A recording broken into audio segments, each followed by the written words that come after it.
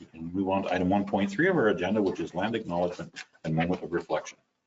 We respectfully acknowledge the Trent Lakes in Peterborough County are located on the Treaty 20 Mississauga territory and in the traditional territory of the Mississauga and Chippewa nations, collectively known as the Williams Treaty First Nation, which include Curve Lake, Hiawatha, Alderville, Scugog Island, Rama, Beausoleil, and Georgina Island First Nation.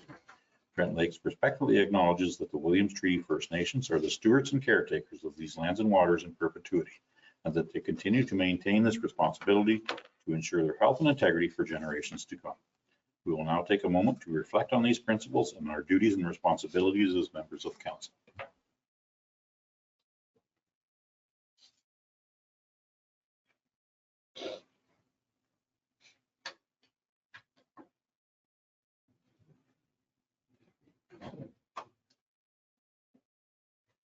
Thank you. Okay, we can move on now to item 2 of our agenda, which is disclosure of pecuniary interest. If any member of council has a pecuniary interest on an item on the agenda, please disclose it now or anytime during the meeting prior to discussing anything you have an interest in. Councillor Franzen, you had your hand up. Yes, Mayor, I have 8.1 ACWA presentation. Okay. Thank you very much. We can move on now to item 3 of our agenda, which is the approval of the agenda is circulated. I would entertain a motion for same. See Councillor Cadigan for a mover, Deputy Mayor Armstrong for a seconder. Any conversation? Seeing none, I will call for the vote. All in favor? That motion is carried. Next, we can move on to item 4 of our agenda, which is the adoption of the minutes. Item 4.1 is our regular council meeting of December 17th. Councillor Crayberg for a mover to adopt those minutes, I'm assuming. Yes. And Councillor Franzen for a second. Any conversation about the minutes? I'm seeing none. I will call for a vote. All in favor? That motion has carried. We can move on to item 5 of our agenda, which is committees and boards. Item 5.1 is liaison reports for council boards and committees. Does anyone have anything to report? I'm seeing none. We can move on now to item 6 of our agenda, which is statutory public meeting pursuant to the Planning Act. And I would entertain a motion to suspend our regular meeting and go into a public meeting for their planning. See Councillor Brayberg for a mover, Councillor Franzen for a seconder. I will call for the vote. All in favor? That motion has carried. I'll ask Eric Bertram, our planning technician, to please do his preamble. Thank you. Through you, Mayor Lamstead, this is a public meeting under Section 34 of the Planning Act. Consider an amendment to the Municipality's Comprehensive Zoning Bylaw B 2014-070 as amended. The notice of public meeting for today's applications containing the prescribed information was circulated to all landowners within a 120-meter radius of the subject lands at least 20 days prior to this meeting, and a sign was posted on the subject lands in accordance with the Planning Act. The notice was also mailed to all prescribed agencies, public bodies, and persons in accordance with the regulations. Anyone wanting to be notified of any decision from today's public meeting must inform either myself or the clerk, and the notice of passing will be mailed to them, setting out the method of manner in which appeals may be made to the Ontario Land Tribunal.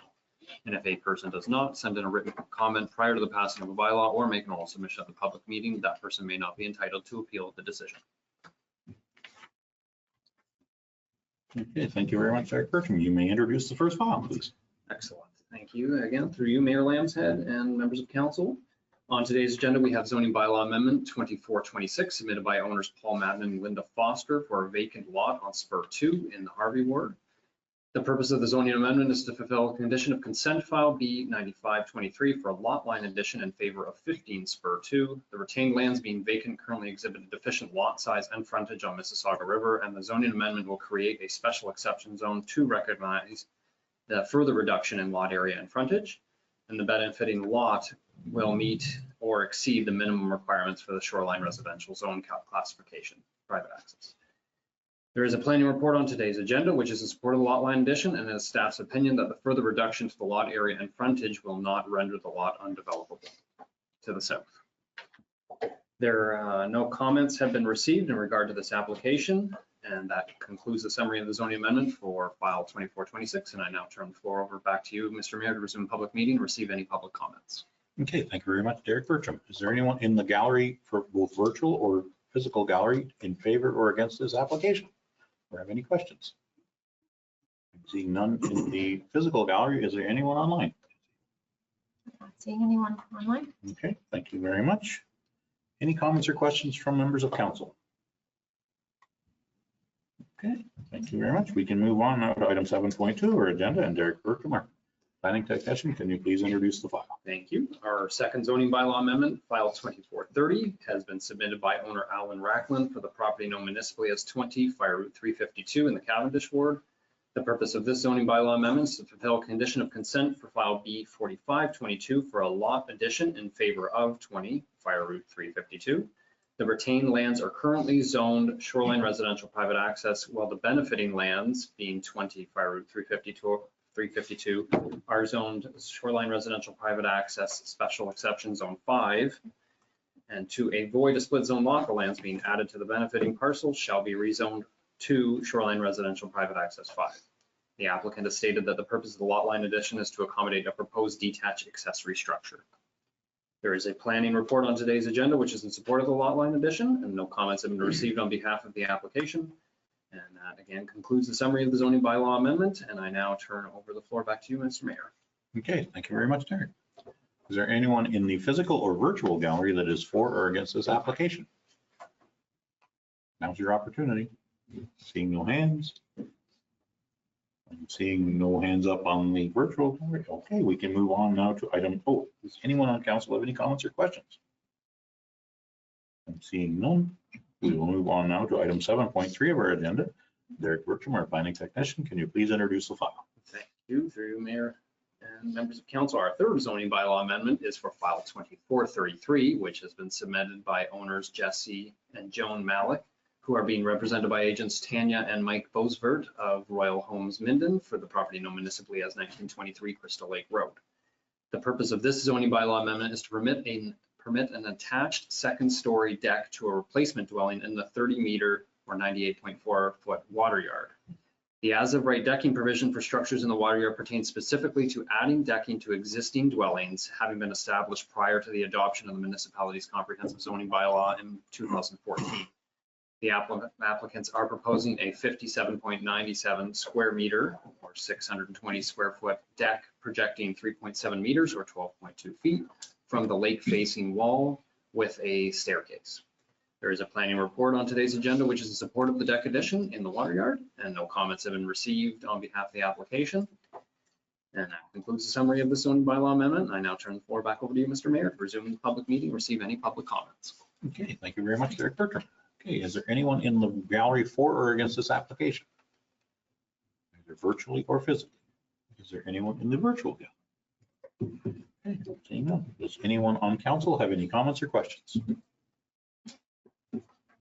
And seeing none, we can move on. That's a testament to our staff's thoroughness. Thank you very much. Okay, we can move on now to item 7 of our agenda. I think I was saying the wrong number for every one of them, wasn't I? That was 6.1, 6.2, and 6.3 of our agenda. Now we can move on. I will entertain a motion to reconvene our regular council meeting. Councillor Cadigan for a mover, and Councillor Franzen for a seconder.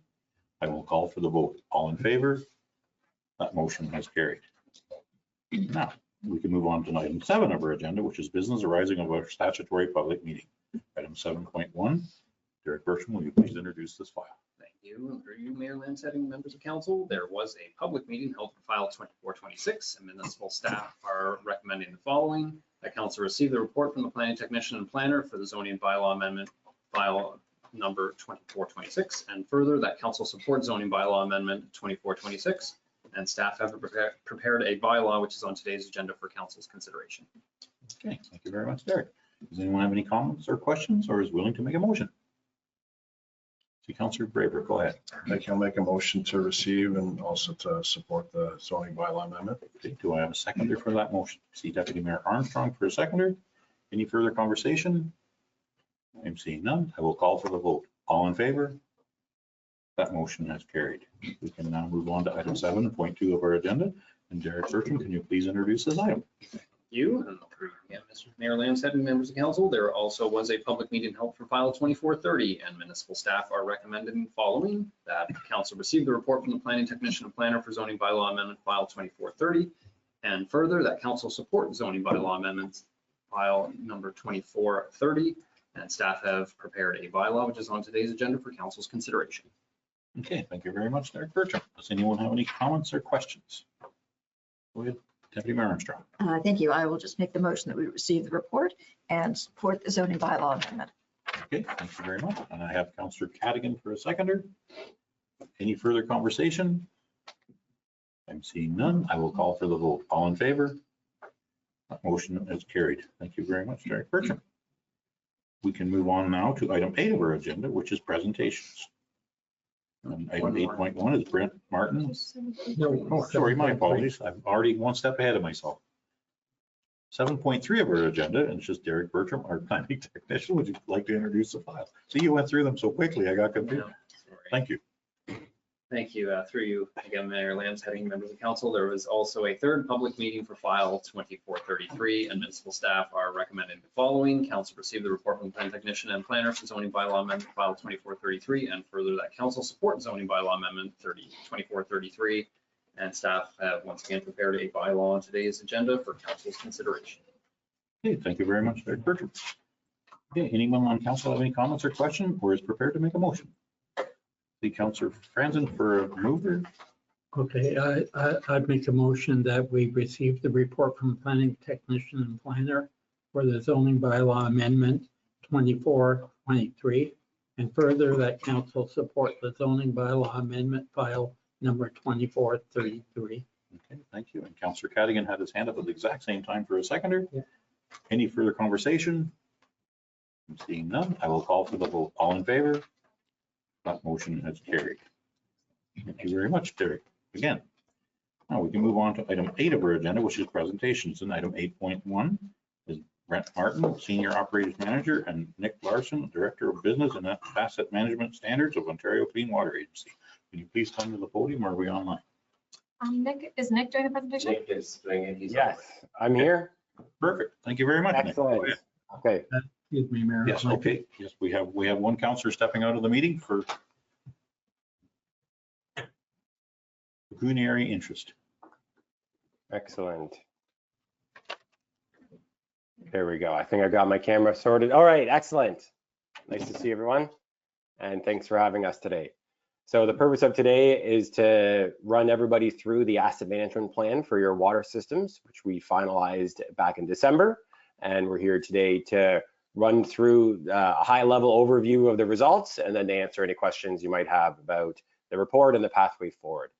If I could ask whoever is driving the screen here to flip through to section 2 of our report.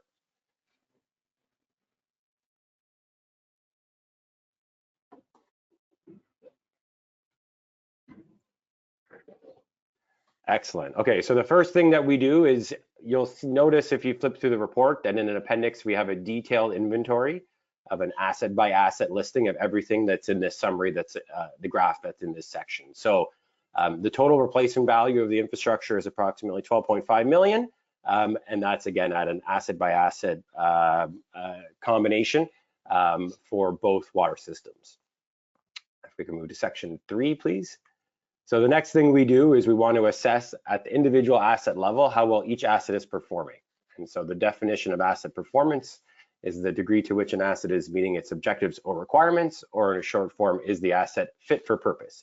So any asset that's in the poor performance category will be red on a graph, will be unfit for service, and it will require a treatment to be done on it in the next few years in order for that asset to go from not meeting to meeting its objectives or requirements. So with that, we can prepare nice summaries like the graph you've seen here, again, all from individual assets that have added up to these graphs. So these graphs show you the percentage of assets by replacement value, which are in each of the good, fair, and poor performance categories. So that's our current snapshot of how well we're doing now. Now, the next key thing in asset management is where are we going and how much do we need to spend over the long term on these facilities? So if we flip to section 4, what we do is forecast the performance of these assets over time. If we stop at the very first graph we see, we're going to see a whole bunch of red appearing over the next 20 years. So what this is showing us is an asset group where we spend $0 on it, and we can see that over time, essentially all assets eventually deteriorate to the point where they're unfit for service and require a treatment.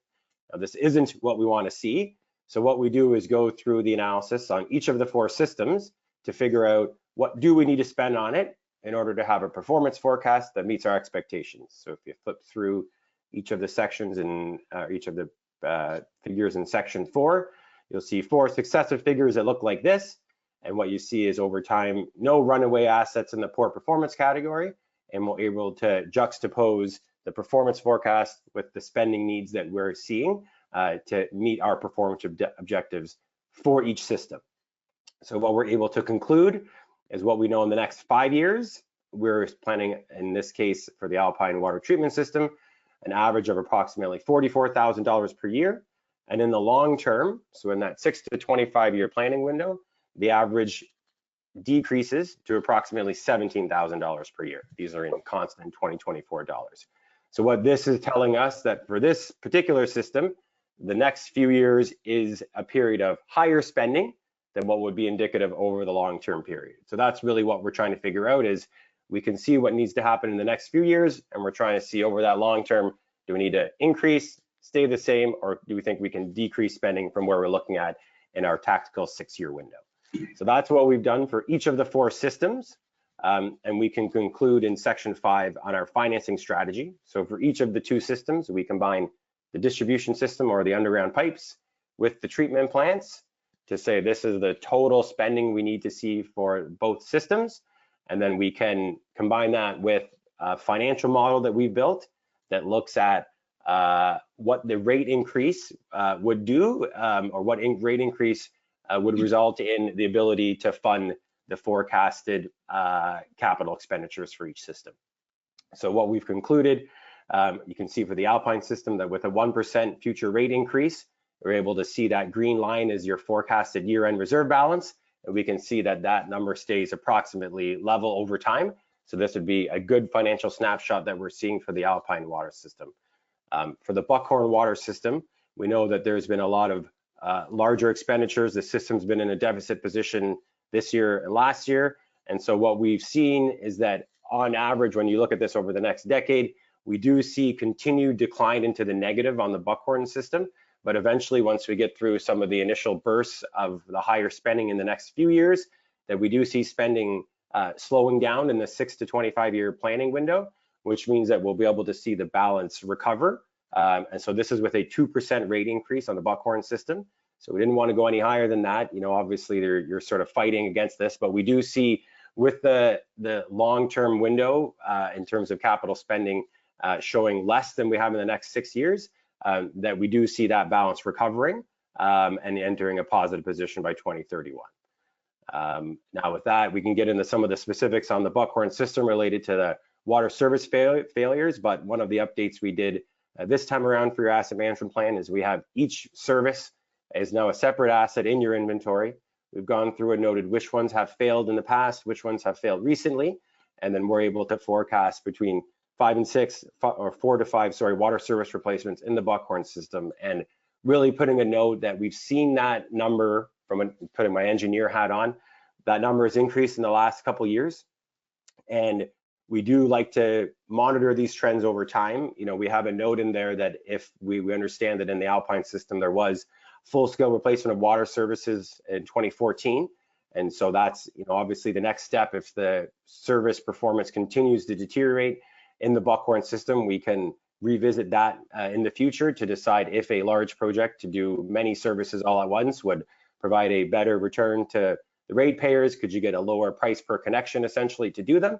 And we'll continue to revisit that. One of the things that we've committed to is with an asset management planning process is quick annual updates of our asset management plan, so we can track how many new water service failures we had at each system year, and we can really keep a fresh look every year on the performance of the systems, so that we can really take a lot of fine detail scrutiny at the performance of the Buckhorn services moving forward.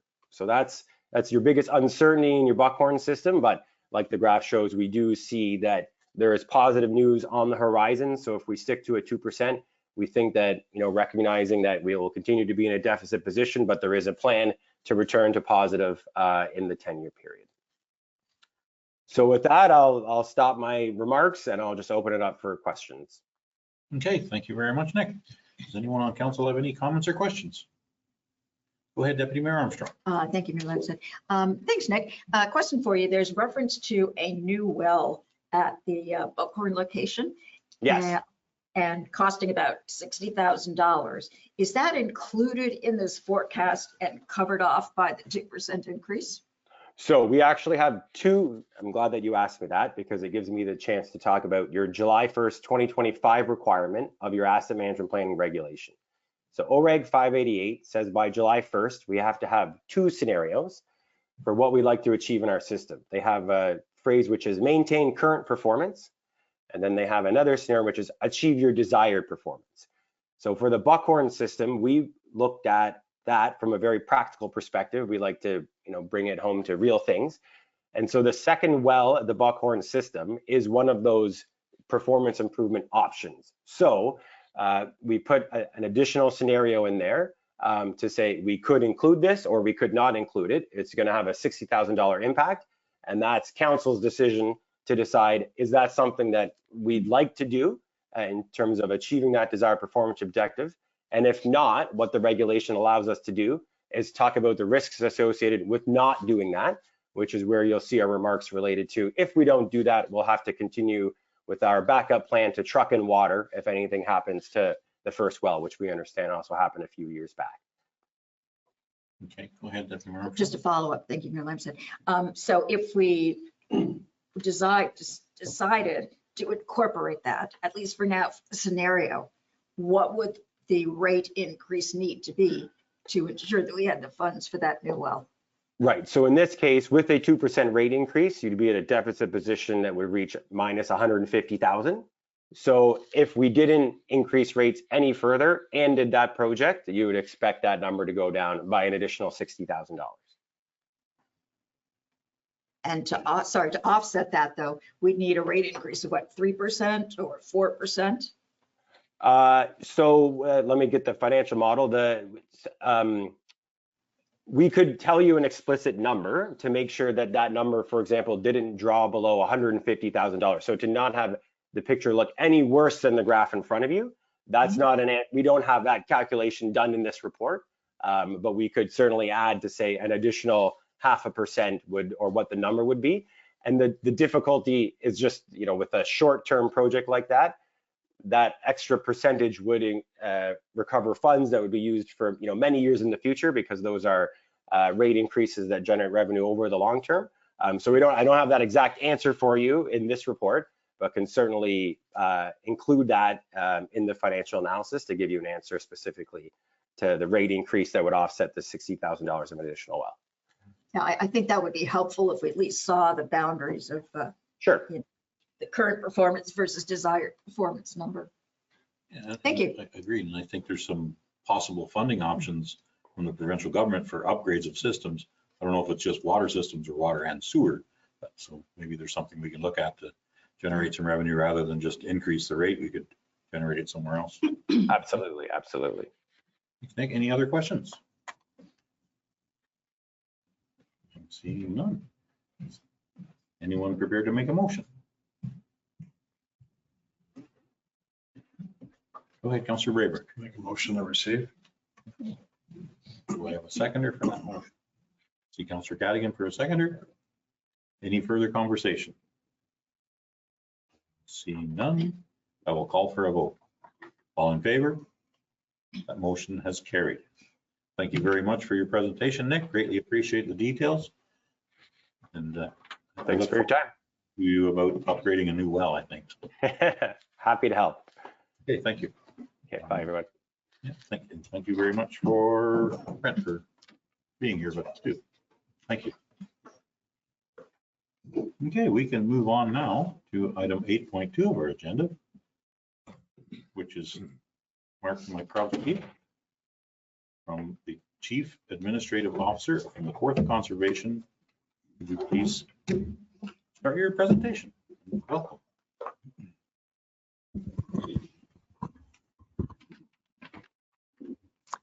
Is this automatically on or do I have to press a button? I think you're on. Okay, great. Wonderful. Well, thank you, Mr. Mayor, Deputy Mayor Armstrong, and members of council. It's my pleasure to be here today and talk to you a little bit about our 2025 budget for the year.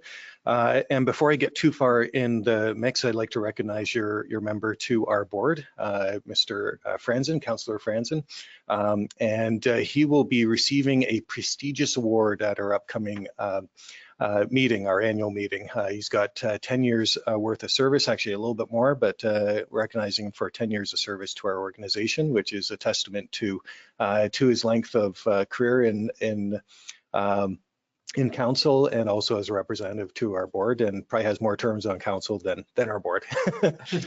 So just like to recognize that. Thank you. My first year was 1991. And that was when I was in school.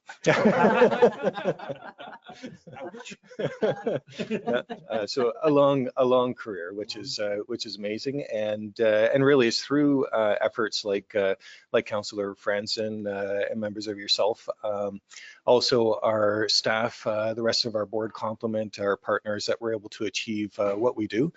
So just like to recognize everyone in that vein too, and it does tie into our vision that we have for the organization, which is engaged communities.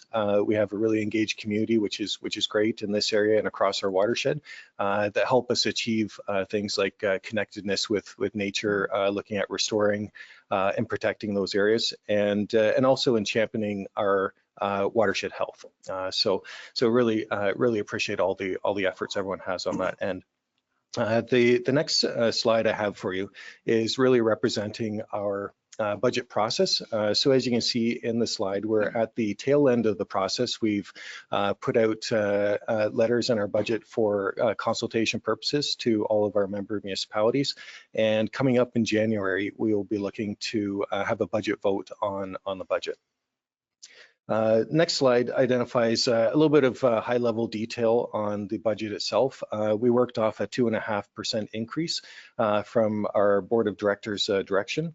And you can see here that there is a formula that's actually provided by the province, and that identifies assessment value changes over time.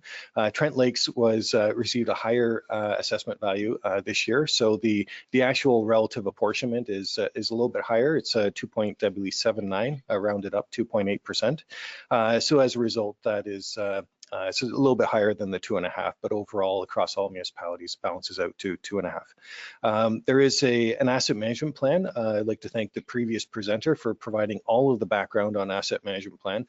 And so that's relevant to our organization as well. We have an asset management plan. We're looking at implementing that in this year and moving forward.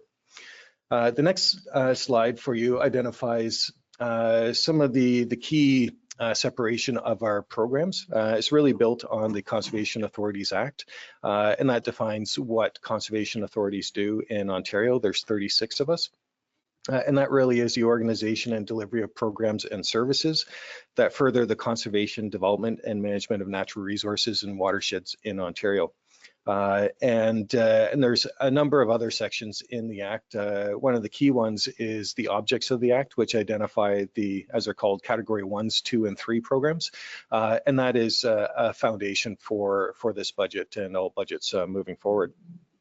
We're actually in our second budget cycle, which uses this new framework that's been established by the province, which puts our programming into the boxes that they've defined. And what that means is that generally our operating levy is split into 3 parts. General expenses, which are hard to find in the Act, but they're in a totally different section than the objects.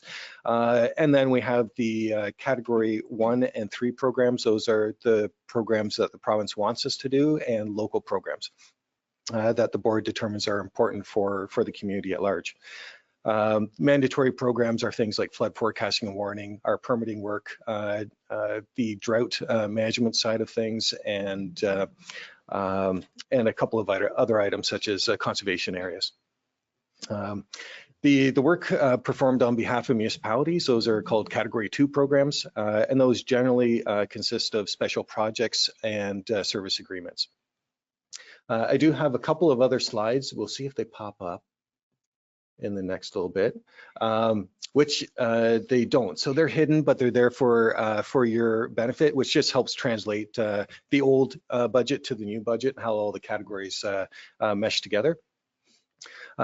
This slide here just represents some of the challenges that we have with the budget on an annual basis. What we've highlighted here is that there are some legislative changes. You can see a number of them that are quoted, and these all affected different aspects of our budget. The most significant ones, I would say, are affecting our permitting and planning departments. We have reduced regulated areas. Reduced regulated areas means less permits, which in turn results in less revenues. And that obviously has a pressure on the department. The other aspect is there's been a fee freeze for now 3 years in a row. This will be the third year. So we're not able to actually increase any of the fees tied to the services that we provide. So while we have increases in costs tied to, well, 80% of our budget is human resources. So therefore, the fee freeze has a pretty significant impact, which we've been able to work out for the last couple of years. I think we're starting to hit a crunch point though. So as we move forward into 2026 and other budget years, that is going to be something that we have to wrestle with. We also have other aspects which are common to every budget, inflation and economy, grant availability, which affect us. We have our health insurance premiums, for instance, were over, they were in the double digits. They were actually way higher than we wanted. We were able to work it down with our representative to just over 10%, but that still has a pretty big impact when you consider human resources are 80% of our budget, and trying to manage a 2.5% increase. So I think we've done a good job to get to the point where we need to be. We also have a pay equity and compensation plan in place, which was put in a year ago. So we're the second year of implementation on that, and we do lots of great work, which I hope you'll see in the next couple of slides, and making sure that we adequately compensate people for the great work that they're doing is really important, and make sure that we're continuing to do that great work. We also have the asset management plan, which I mentioned earlier, and I'll touch on a future slide. So this slide coming up is really a quick overview of our budget relative to your municipality. And you can see from the information there that overall, so 2.71% increase compared from last year to this year without the asset management plan. And you can see the impact of the asset management plan as I've separated out. It's about $1,000 just over for that area. So I'll talk a little bit about the asset management plan as we move forward, but that is the biggest difference that you would see. The next slide talks a little bit about our general benefiting projects. We have 2 of them that are on the docket for this year. We have a climate change strategy that was adopted by the board, and we're looking to implement a couple of items on that front. And we also believe it's important. This really focuses in on our business actions and looks at synergies between our strategic plan and all of the municipal, all of our watershed municipalities' strategic plans relative to climate change. And we've identified a number of actions as a result from that that we'd like to advance over time. It's a 10-year strategy, but there's really 2 that we're looking at advancing in the next couple of years.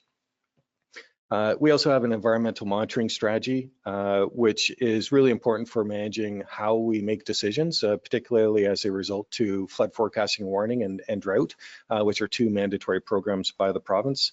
And this also has an added benefit of over time being able to use that information for long-range planning and things like floodplain mapping for the hydrology side of things.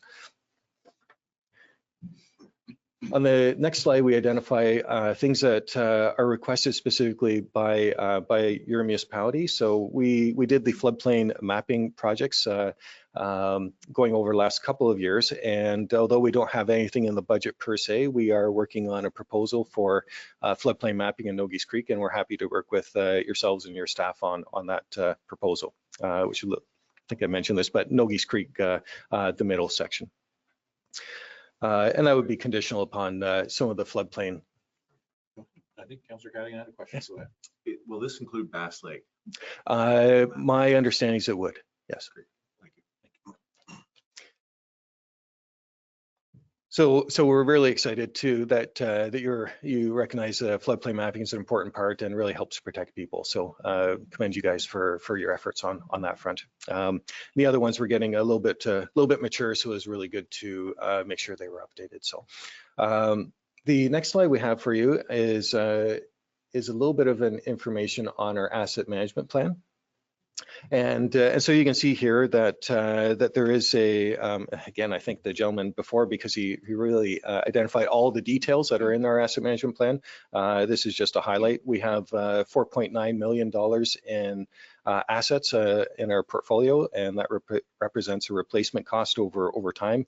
81% of those assets are in fair or better condition, which gives us a bit of time to implement, which is great. And so in the asset management plan, it identifies $256,000 will be required annually in order to achieve that balance in terms of costs and replacement. I think Deputy Mayor Armstrong has a question. If you don't mind questions during. Yeah, sure. No, go ahead. Yeah, Okay, absolutely. great. Thanks, Mayor Lamson. Can you just give us an overview of what your assets are? I don't even Yes. know what they are. Yeah, sure. So we have a number of assets. An example would be our administrative building. We have a couple of outbuildings. We have our vehicles. There's a number of scientific equipment aspects as well. So we have a real-time GPS, which is one piece, a total station as well.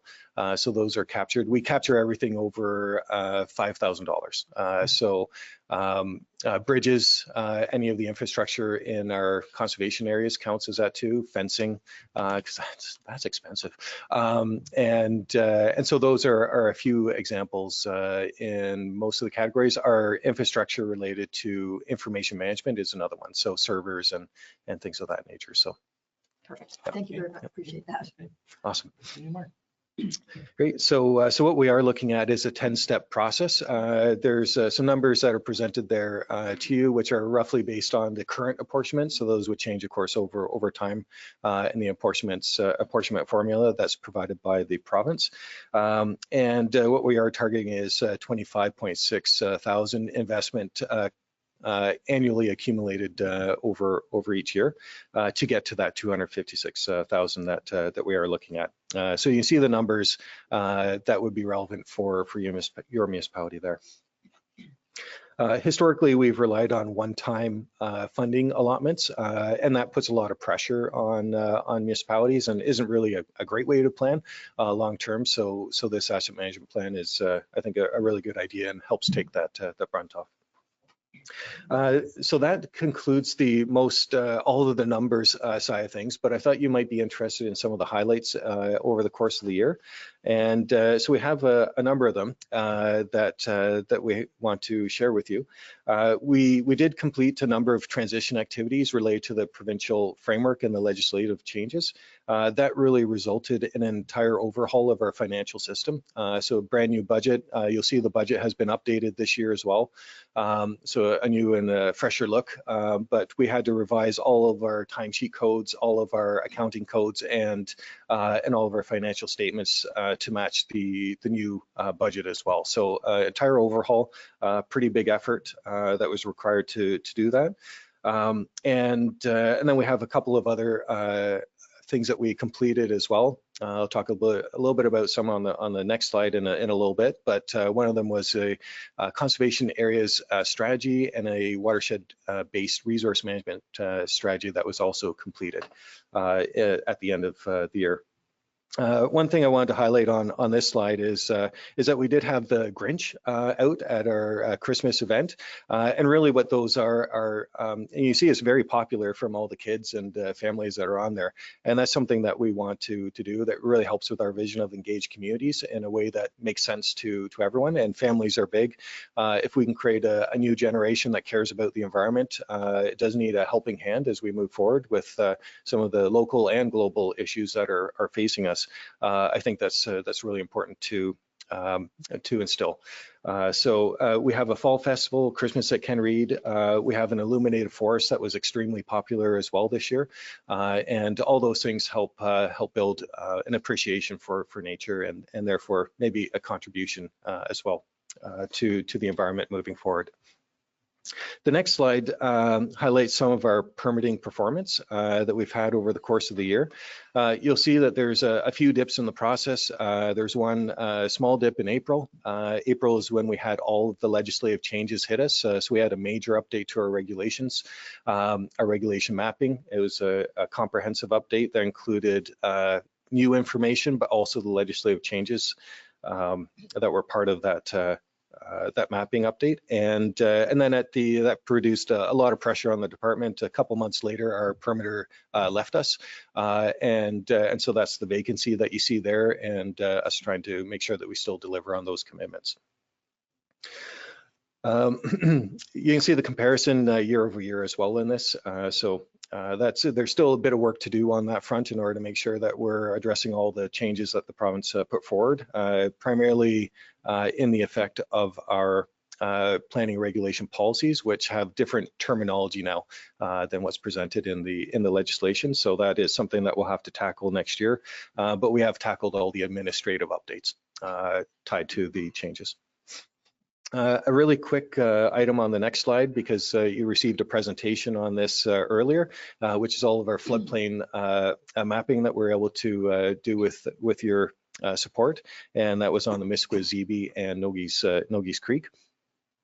The next slide identifies some of our efforts related to making our data accessible, which I know was helpful for the Peterborough County, who are doing some watershed plans, and having this information accessible to them was a great benefit, and as a result, a big benefit to anyone else that's looking for this information. So we do have a couple that are active right now, our precipitation, lake management data, and we have 4 others actually in progress as we speak. So look forward to unveiling those as we move forward.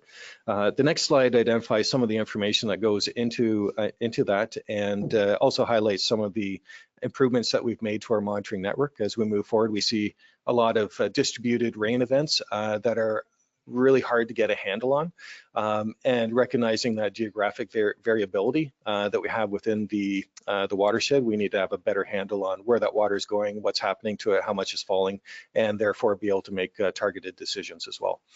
So interesting in here, you do see a pretty big spike in rain at one point, and you see a dip as well in the last quarter of the year, where there was no rain, and that was actually a drought period that we had. So that enables us to make those decisions on either flood forecasting and warning or on the drought management side of things.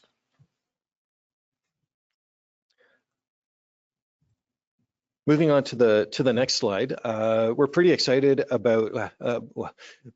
We had an issue with runoff. We historically didn't have this, but due to some of the increased precipitation events that we're experiencing in our own area, just south of Sturgeon Lake, it did end up creating a bit of flooding, as you can tell from the photos there, and it was starting to impact on the feature. So what we are excited about is not that piece, but what we did to try and resolve those issues. So we turned that area into a low impact demonstration site, which is multifaceted, includes, I believe, about 7 different types of low impact development that helps move the water away or integrate into the ground better. And so we're excited to see how that performs with future events, but we're directing water away from the building. That also helps with our asset management plan, because that'll make that resource last longer, and then also helps with some of the climate change adaptation that we're looking at doing. So we're excited about that, and we'll be putting up some signage on those different features as we move forward. So if anyone wants to visit it, it's a pretty neat demonstration site. That was your building? This is the field center combined to, so we have an administrative building, and this is right beside that. A better place to educate people and deal with their water better. Yeah, and the great thing is that we use that building for actually education purposes as well. So it really ties in nicely. The last content slide I have for you is some work that we're doing in City of Kawartha Lakes, and it's tied to sediment erosion control. And we thought it might be really interesting for yourselves just to know what's going on, but I find it exciting too. So that's why I wanted to present this as well. We always want to try and understand water quality a little bit better. It's tied to our natural hazards and the runoff components. They're all interesting and very important to manage. So we are partnering with development on this, and what we have is we're using drone technology. So we have a couple of licensed pilots that fly drones. We have like little drones and we have the big drones, and the big drones have additional capabilities to them. So what we were able to do is establish ground control points, fly a 25-acre property in 9 minutes, and collect 650 photos at the same time with a point cloud or a density of vertical elevations from the drone to the surface, which allows us to create an elevation model. And that's at a density of a point every 2 to 3 centimeters. So really great detailed information on a site level. And what that allows us to do is go back consecutively and see what the changes are. What we used it for was we applied some analysis to this. And so we applied some other graphs which you don't see here, and identified the digital terrain model, which lets you know what the landscape looks like immediate to the site, and then applied a water course routing on top of that to see where the drainage would go, and then identified from there where some pinch points were on sediment erosion controls. And then the developer worked with us to beef up those areas so that we didn't end up with some in the water course or some additional protection for sediment erosion controls. So really interesting application, very practical, and something that we're happy to work with the developers and municipality on. So if you're interested, we can certainly do a more detailed presentation on any of those items. This one I find fascinating and very exciting, so happy to share that with you. And with that, Mr. Mayor, members of council, thank you very much for the opportunity to talk a little bit about what we've been doing in our budget for 2025. It was a great year in 2024 and look forward to a great year in 2025 as well. Thank you very much, Mark. Does anyone have any more comments or questions for Mark? Go ahead, Councillor Braver. Thank you, through you, Mayor. Thanks very much, Mark, for that. You had mentioned earlier on in your presentation a 3-year fee freeze. Yes. What percentage do you anticipate it rising to once that freeze is lifted? That's a very good question. Ideally, what we would be doing is taking a look at the losses at a minimum over the course of time. So we'd be looking at a 2% per year, but realistically, we need to reevaluate everything. And it's something that we're starting to move towards as a conservation collaborative is making sure that we are covering the full costs of the service. So we would want to take a really good hard look at the entire cost. So this would include not only like the resources that you see, but the stuff you don't see. So infrastructure management, making sure that those elements are incorporated into the permit fees and having a more comprehensive review overall. I think the easy stage would be, at this point, we were actually very lucky in that we had just updated our fees prior to the first fee freeze. And so we'd be looking at, if we were going to next year, it would be a 6% at that point, which we've found that increasing in increments is certainly a little bit easier than a big crunch at the end. So, but the minister has the power at this point to issue those notices to us, which he's done for the last 3 years. Okay, thank you. More questions? Just one more through you, Mayor.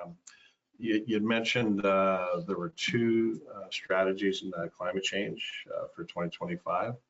Could you just briefly, elaborate on what those 2 strategies are? Yeah, sure. So one of them is the climate change strategy. And the climate change strategy, what we're looking at doing there, like I said, it was focused in on our business. So we were looking at a few upgrades to our administrative building in order to make better use of in this case, it's the water system that we have, making sure it's better use. So right now we have some taps that don't seem to want to turn off all the time.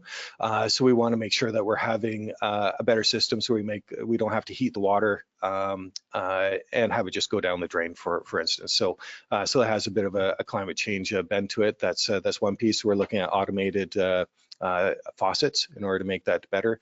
The other one is a carbon audit.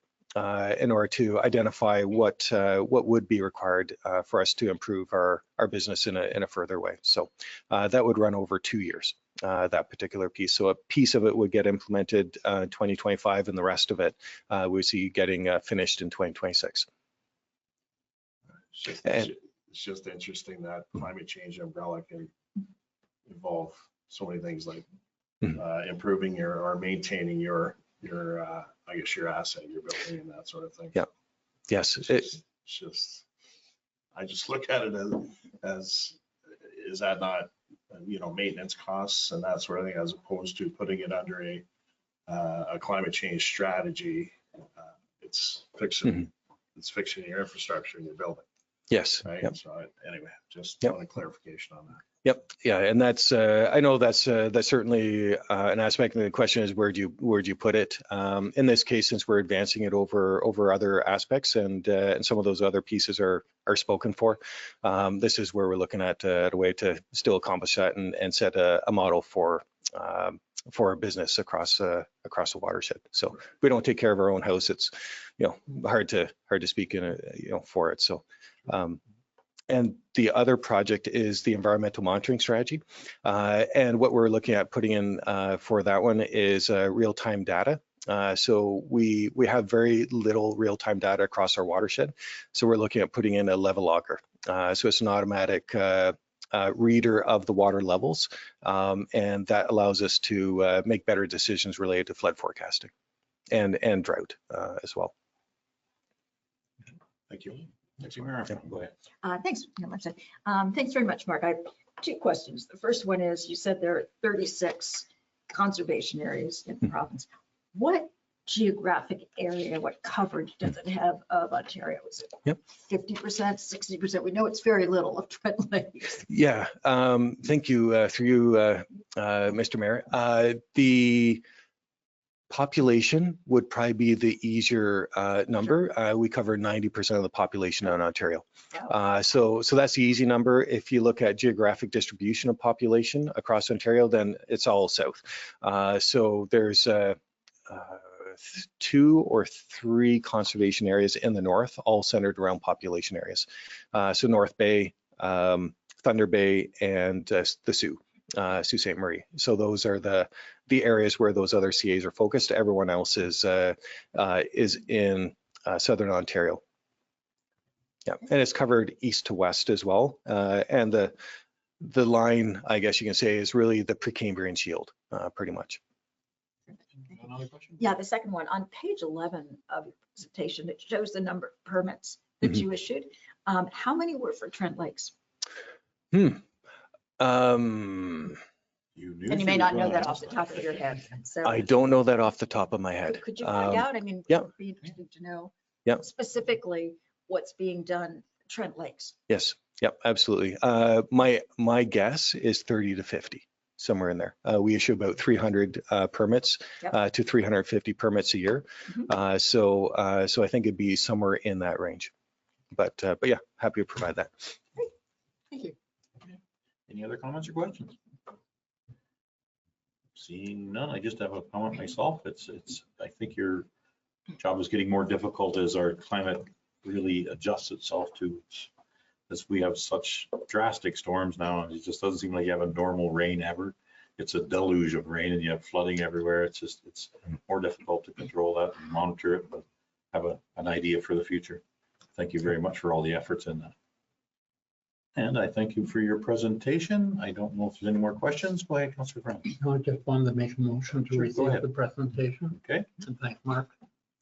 Thank you. And do I have a seconder for that motion? Seeing Deputy Mayor Armstrong for a seconder. Any further conversation? I'm seeing none. I will call for the vote. All in favor? That motion has carried. Thank you very much, Mark, for your presentation. Great. Thank you so much. Appreciate it. Have a great day. Okay. We can now move on to item 9 of our agenda, which is delegations. Item 9.1 is Jonathan Stepar and Linda Post, but I don't believe they're going to make it today. So we'll have to schedule them another time. So we can move on to 9.2 of our agenda, which is Kevin Duguay of KMD Planning Inc. Kevin, are you online? I am, Mayor Lansett. Are you able to hear me? Yes, we are. Thank you very much. Well, thank you. I'd like to begin by thanking, I should have thanked and acknowledged the previous speaker for the work the Conservation Authority undertakes on behalf of your municipality, similar to Mayor Lambton. I believe we have an annual general meeting of the Tonabee Conservation tomorrow. And you're absolutely correct. The magnitude and complexity of work authorities face increases every day. It's becoming more and more complex. So with that as introduction, I'm here to address your worship, Mayor Lambton, members of council and staff, a pending consent application for a series of proposed lot additions to occur on Fire Route 70, Municipally 13, Fire Route 71B. The lands are owned by Kathy and Dan Lang. Now, the process to date and the process that I regularly employ for lot addition applications considered through the County of Peterborough and its Land Division Committee is to pre-consult with the county staff. They'll produce a report, and then in turn, we then will file and submit applications formally with the Land Division Committee. We will, the Kathy and Dan Lang have been chatting with property owners. I've been contacted by property owners saying they wish to participate in and benefit from a lot addition. Now, for the council members' benefit, I will provide you two relevant examples of how this is being undertaken successfully in two other townships within our county. One, Tonabee South Monaghan. The road its reference is Foley Road, which is actually a private road. And the Land Division Committee has approved in 2023 7 lot additions, waterfront properties, and that they would benefit by receiving lot additions from an adjacent large parcel land on the opposite side of a fire route. 7 lot additions approved by Land Division Committee. 7 of those are in place. The consent approval, the merger agreement, a mitigation agreement, and zoning, all in place. I can also advise the committee, arising from that, 3 area property owners on the same road are now participating in a second round of similar lot addition applications on the same road. Tonabee South Monaghan, although not fire route, but Cow Island, an island property, we were able to organize, file, and receive favorable approval for over 20 lot additions on an island property. I did in previous years play a role in a series of lot additions in Selwyn Township. Once again, waterfront properties receiving and benefiting from small lot additions from the non-waterfront portion on the opposite side of a fire route. And in all cases, the intent, particularly Foley Road, which is relevant because that's just approved and will be approved again, I assume, by Land Division Committee. The lot addition parcels, your worship, council members, are not intended for habitable purposes. That can be built into your zoning bylaw and thus is enforceable. Number 2, what would be permitted and possible there would be, if required, lands to accommodate a new septic system, lands to accommodate a small garage. But bearing in mind, the zoning would be prescriptive and would not permit secondary dwelling units, would not permit occupation or habitable space. There is clearly a precedent, a favorable working precedent in the Land Division Community County of Peterborough, and I provided all this information to your staff and your planning consultant. However, Mr. Jones and I seem to be on very different sides of the ledger on this matter. There are livable, practical examples of such lot additions occurring following this exact same process. And what would happen from today's meeting in this municipal appraisal form exercise, and I'll respect whatever decision the municipality arrives at, but eventually Land Division Committee will consider this, and it may or may not require a public meeting. But we work And we'll keep the property owners informed as we move to the next step and tell the Land Division Committee, we've now been gathering our facts, and of the 6 parcels that were proposed, and that's all it is a proposed lot addition scheme, the following 3 property owners are prepared to move to the next step. Then that is formal consent, rezoning, merger agreement.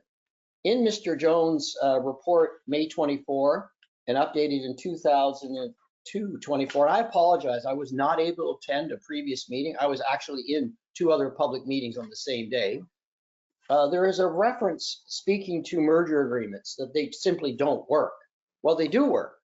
They're working effectively in Autonomy South Monaghan. And I provided those examples. And those agreements, by your worship, are prepared by the municipal's lawyer together with my client's lawyer. So 2 legal minds are looking at those agreements and say they work. So with that in mind, I do not agree with Mr. Jones' comments found on page 3 and 4. This is not an uncommon practice where lot additions, a reasonable size to accommodate potentially septic, garage, perhaps even a couple of parking spaces, thus de-emphasizing activity on the waterfront side of the property. That's the outcome. That's all that's proposed. I make myself available, Mayor Lambshead, council members, should there be any questions at this time. And I thank staff and council for allowing me to address you this afternoon. Thank you. Okay, thank you very much, Mr. Duque. Does anyone on council have any comments or questions? I'm seeing none. We'll be discussing this further at later on our agenda. Thank you very much for your delegation. You're quite welcome. Thank you. Okay, is anyone here prepared to make a motion? Okay, Councillor Braber for a mover. Motion to receive. Okay, Councillor Deputy Mayor Armstrong for a mover. Councillor Braber for a second. Word? Okay, thank you very much. Any other conversation about the presentation? Seeing none, I will call for the vote. All in favor? That motion has carried. Thank you very much, Kevin Duguay. Okay. We can now move on to item 10 of our agenda, which is staff reports. Item 10.1 is public works. We have none. Item 10.2 is recreation and facilities. And 10.2.1, Dylan Kosh, our Director of Recreation Facilities. Would you like to speak to this item, please? Sure. Sure. Thank you, Mayor and Council. Before you today, you have a report regarding a request that has come from the Buckhorn Sports Pad volunteers. The details of that request are attached as appendix to the report, but basically a summary of wanting the municipality to assume winter maintenance around the building. The parking lot is not included in that as it is part of the agreement with the BCC. Complete rink and facility inspections at the beginning of each workday, as well as removing any garbage and recycling, assuming the daily flood and ice resurfacing in the mornings to prepare the surface for the day's use, and to complete Zamboni maintenance. That piece has been managed mostly by staff for the last few years as it is.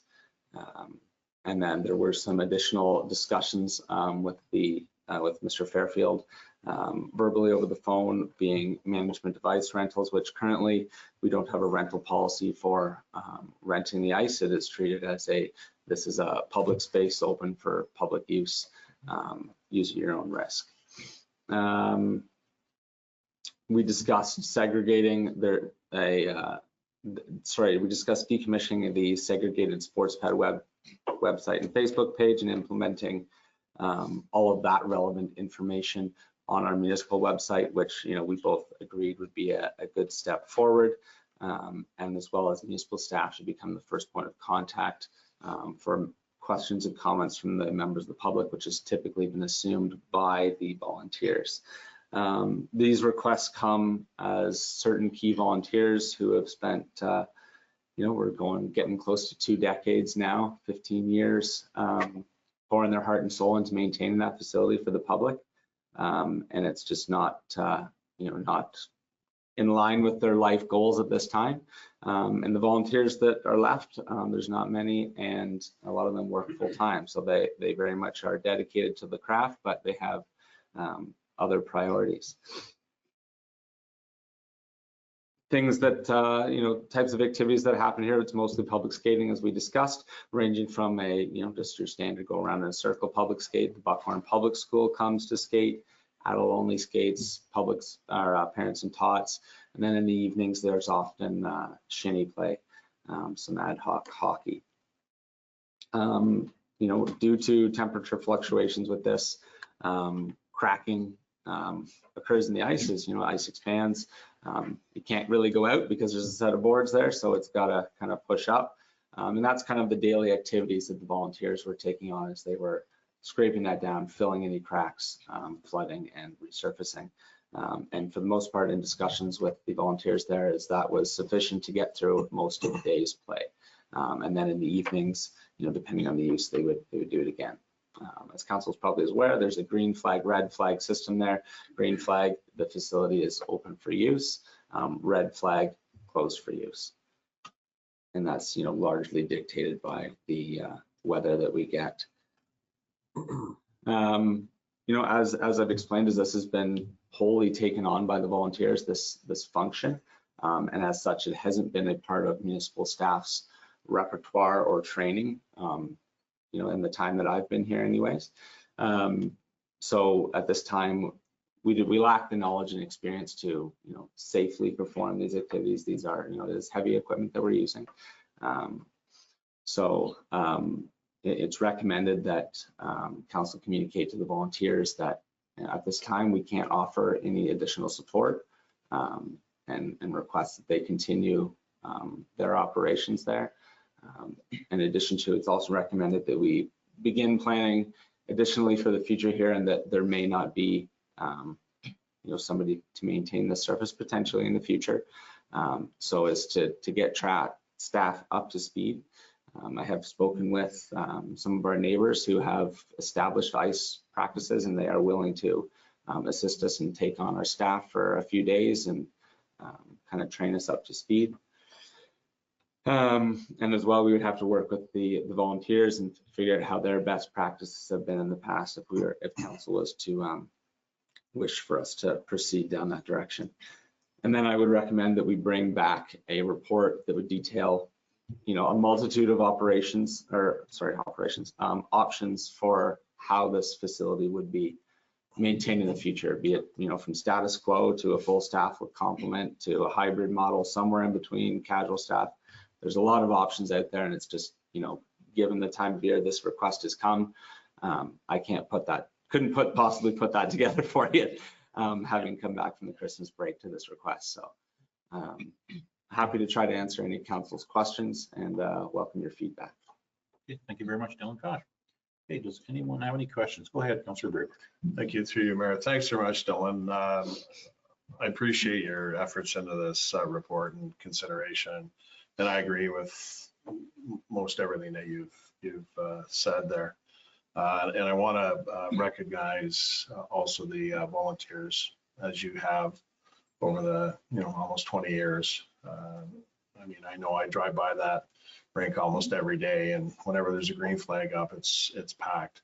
Mm-hmm. So it is a valuable resource for the municipality. How many volunteers are currently involved with maintaining the rink? Through you, Mayor, I don't have an accurate number on that. That was part of the discussion with Mr. Fairfield, was to get an updated list and to see what they're working with. But from our conversation, it seems like numbers are down, but I couldn't per se put a number on it. I wouldn't want to guess at that. I think it's a good idea to have moving forward, to have a sort of a hybrid model where staff takes a bit of the responsibility and logistics and that sort of thing, and that would cut down on the amount of volunteers needed, I would assume. So I agree with your approach here. So thanks for that. Okay. Thank you very much. Any other comments or questions? Deputy Mayor Armstrong, go ahead. Yeah, thanks, Mayor Lamson. Thanks for doing this, Dylan. I think it's a really good report and, reflects the status that we're in. The only thing I wonder is whether we're being a little premature in directing staff to expedite training in ice making and maintenance. I mean, until we decide what the operating model looks like, we're kind of pre-assuming that staff will have a larger rather than smaller role in all of this. So I don't know when your report's going to come back to council. I would hope it's back in time for us to, at that point, direct you to get training in those things. So that's the only thing I would question in your motion. Through you, Mayor, to Deputy Mayor Armstrong. I for sure see where you're coming from. The way I'm looking at it is, we still all have obviously regular duties that we're trying to get in, and I don't feel it's right for staff to go ahead and not start it, to go ahead without council's, direction. A course is anywhere from, the bottom end is like 2 days worth of work in coursework for a theory course, and then not to mention each staff member spending anywhere from 2 to 5 days potentially with, depending on how things progress. I'm speaking quite frankly to say that we have zero ice maintenance experience other than my backyard rink at home. So, it's really, and it's a fairly intimidating operation, which there's been plenty of precedent of accidents that has happened due to lack of training and stuff. So this is something that myself and my staff feel fairly strongly about, that we have to be sufficiently trained to do this right. So if it's a notion of council that this is something that a direction they might go, I would strongly recommend at least getting us started. We're not going to blow the bank out, overnight kind of thing doing this, because like I said, we still have our day-to-day jobs that we've got to do. So it's going to take a few months probably to get to where we would hope we could start at. Yeah. Councilor Cadigan, you have a question? Through you, Mayor Lamstead, for clarification, does the ice making, there's no ice making process there. It's Mother Nature that's doing the cooling. So we're learning, staff need to learn what part? I'm confused. Yeah, through you, Mayor. The application of it, it's, not typically as simple from what I understand, just dumping 20,000 liters in and having it go. It's, how you layer it, when you resurface, what depth you're using the Zamboni, how you're flooding. It's not a refrigerated plant, no.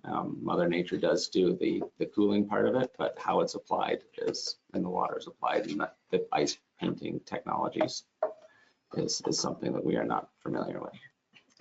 Thank you. If I may, I've been part of the Cavendish ice making volunteers, and if we don't volunteer, we don't get ice. And that's my confusion, is the Zamboni aspect. Never had a Zamboni. For sure. Thank you. Maybe we can share them. Maybe. I shouldn't have said that. My apologies.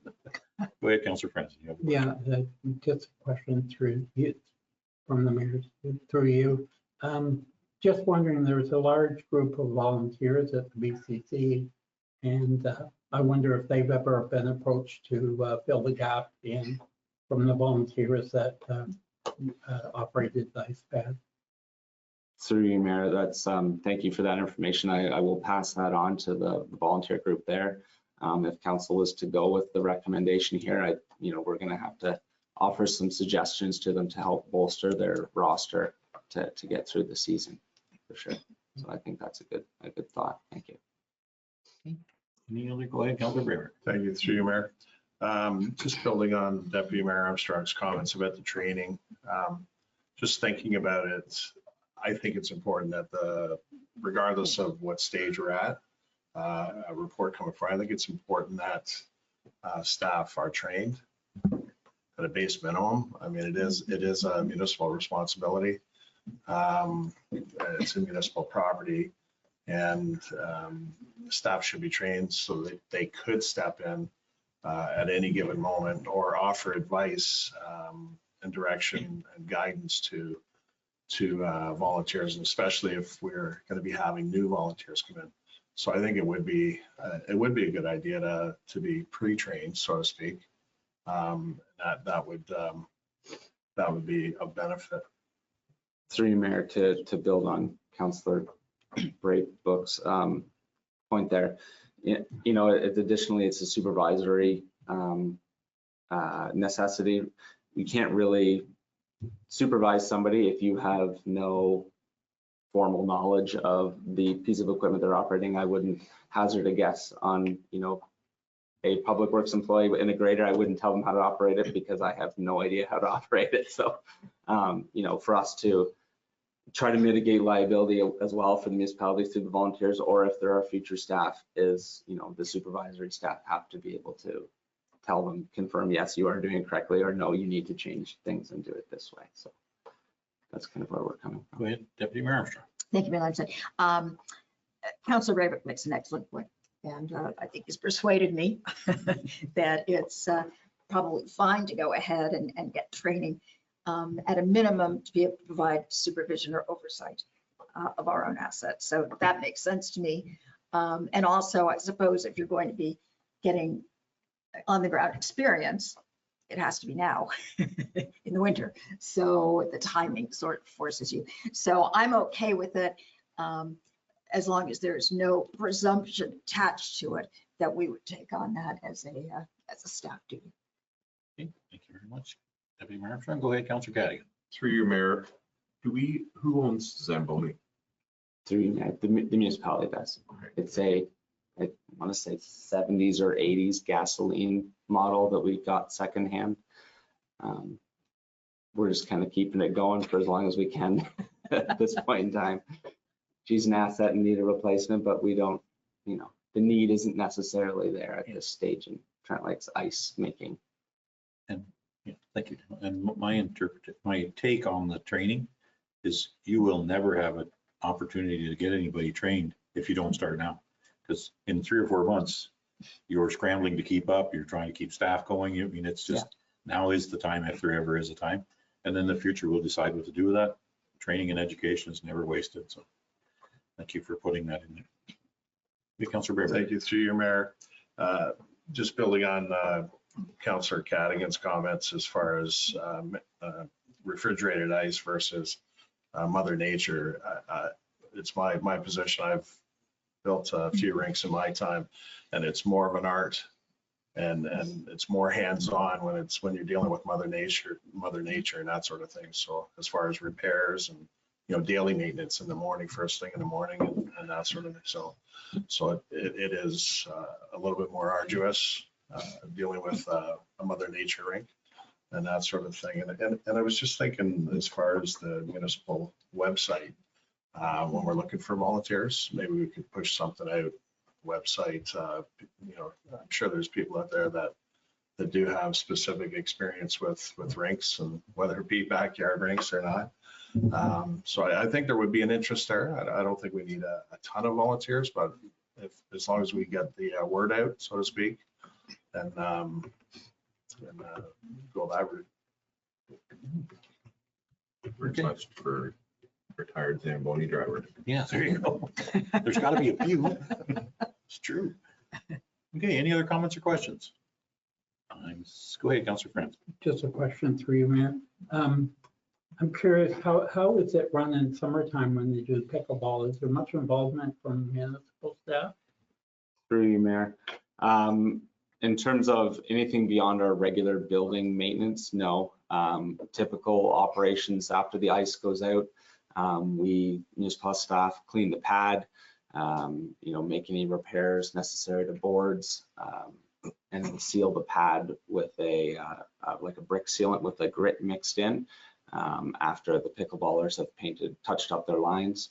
And that kind of just provides a little bit of stability, and then it basically runs itself. If there's lighting issues, we deal with the lighting issues. Any standard building related stuff we would do, but in terms of any operation of the controlling pickleballers or anything like that, no. And that's run through the BCC then? That's the pickleball? Through you, Mayor. I'm not sure what the attachment is to BC. There's a community member that reaches out to me every year that seems to be, but he hasn't really associated himself with the BCC anytime he's contacted me. Okay, thank you very much. Any other comments? Go ahead, Councilor Braver. Go ahead. Just make a motion to receive the report, and that council directs staff to inform the sports pad volunteers that no additional staff support is available for this season, and further, that council directs staff to expedite training in ice making and maintenance to prepare for the 2025-2026 season, and further, that council directs staff to bring a report outlining various potential operational models for council's consideration for future seasons. Okay, thank you very much. We have a motion. Do anyone second that motion? You, Councilor Cadigan, for a seconder. Any further conversation? I'm seeing none. I will call for the vote. All in favor? That motion has carried. Thank you very much, Alderman Collins. Thank you. Okay, we can move on now to item 10.3 of our agenda, which is fire and emergency services, which we have none. And we can move on to 10.4, which is building and planning, and 10.4.1 is Chris Jones, our planning consultant. Is Chris available online? Hello, Mr. Mayor. Can you hear me okay? Yes, we can, Chris. Go ahead. Okay. A couple of reports today. The first one being these applications for consent. Applications B6 through B1124. And is that my, yes, that's my report. If we could just scroll back to page 1 and the figure one, just so that there's a reference to the, okay. So the nature of these 6 consent applications,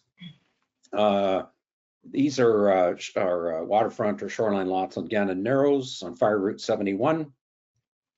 And the proposal is that lots A through F would be created essentially as lot additions, with each of those individual parcels becoming part of the ownership of the appurtenant shoreline or waterfront lot. So 106 would go with A and 108 would go with B, and so on and so forth. Those severances or those proposed consents range in size from just shy of 5,000 square feet to about 13,000 square feet. And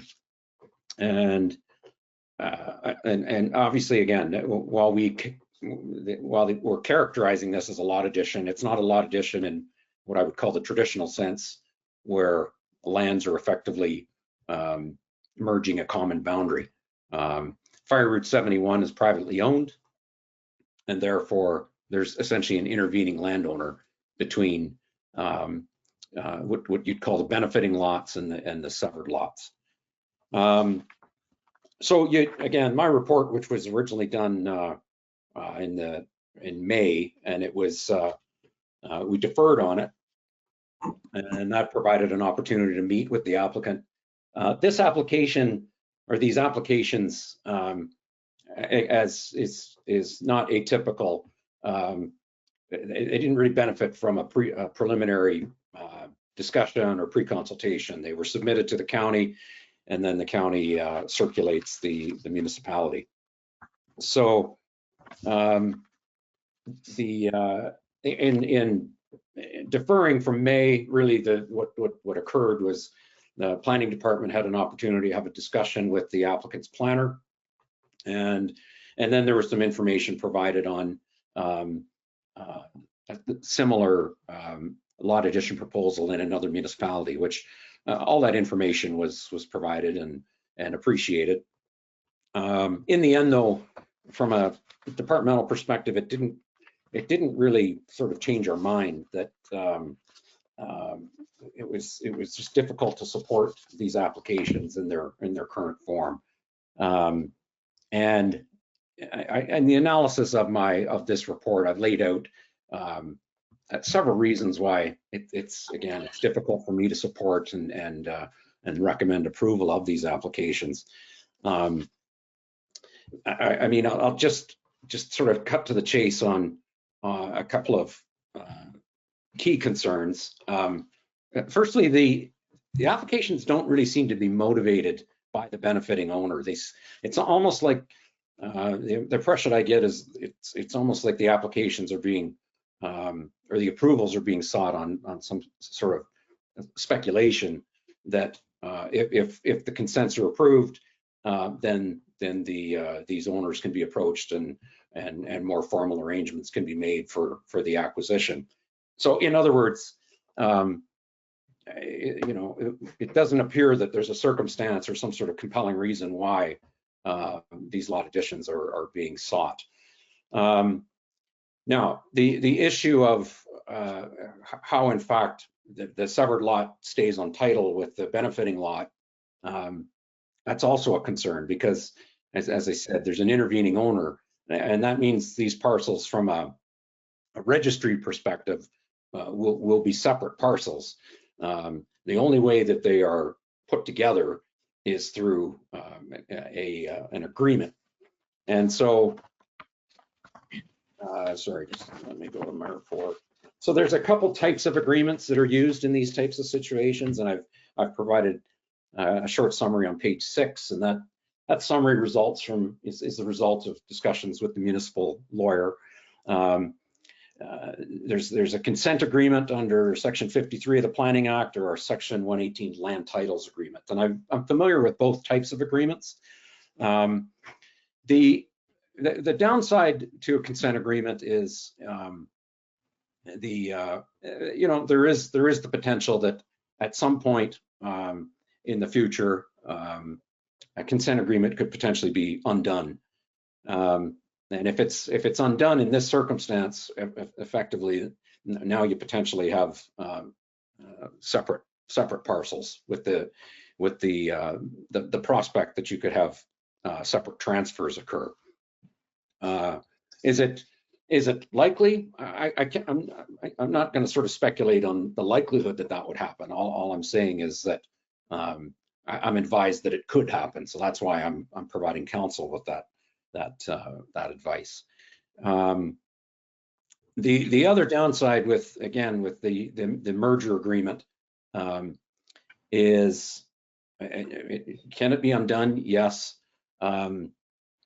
The other downside is if it's undone, the municipality won't be the first to know necessarily. You won't really know about it until potentially there's a transfer or a change of ownership that comes across the desk. And at that point, then, the municipality would be sort of looking at the situation going, so what do we do now? And, again, that's not an ideal scenario. The other type of agreement is the Section 118 land titles agreement. It's that's a stronger mechanism for sure, a stronger instrument. It also comes with some administrative responsibilities. So essentially how a Section 118 agreement works is the municipality is put in a position of essentially having to authorize a transfer. Those types of agreements are not uncommon in sort of urban development scenarios where a municipality wants to ensure that a developer follows through on certain aspects of servicing or pre-servicing or development before a transfer occurs. But in a situation like this, essentially you'd have the municipality as a bit of a gatekeeper at the time of any transfer to say, okay, owner of 106 is selling, and we need to sign off that parcel A is going to continue with 106. And then the other downside to the Section 118 agreement is once that a transfer happens, it has to be sort of reestablished with the next owner. So that is the short summary on, again, the agreements. And I sort of characterize it like, is it a lot addition? Yes, it's intended to be a lot addition, but it's almost like a merger by bungee cord or a tie wrap. It's not, again, a merger along a common lot line. The last the only other real comment I had that again, I'm understanding that there's prospective uses and acknowledgement by the applicant of a willingness to prohibit certain uses through zoning. The only other concern, and again, the lawyer raised this, is if we're talking about the need for a septic system on one of these properties, or an accessory building that requires an electrical service from the main building, you know, the ability to cross that private road with an effluent line or with a hydro line, I'm not sure you can do that without, again, another approval in the form of an easement or right of way. So that was another concern we had as a department in reviewing this.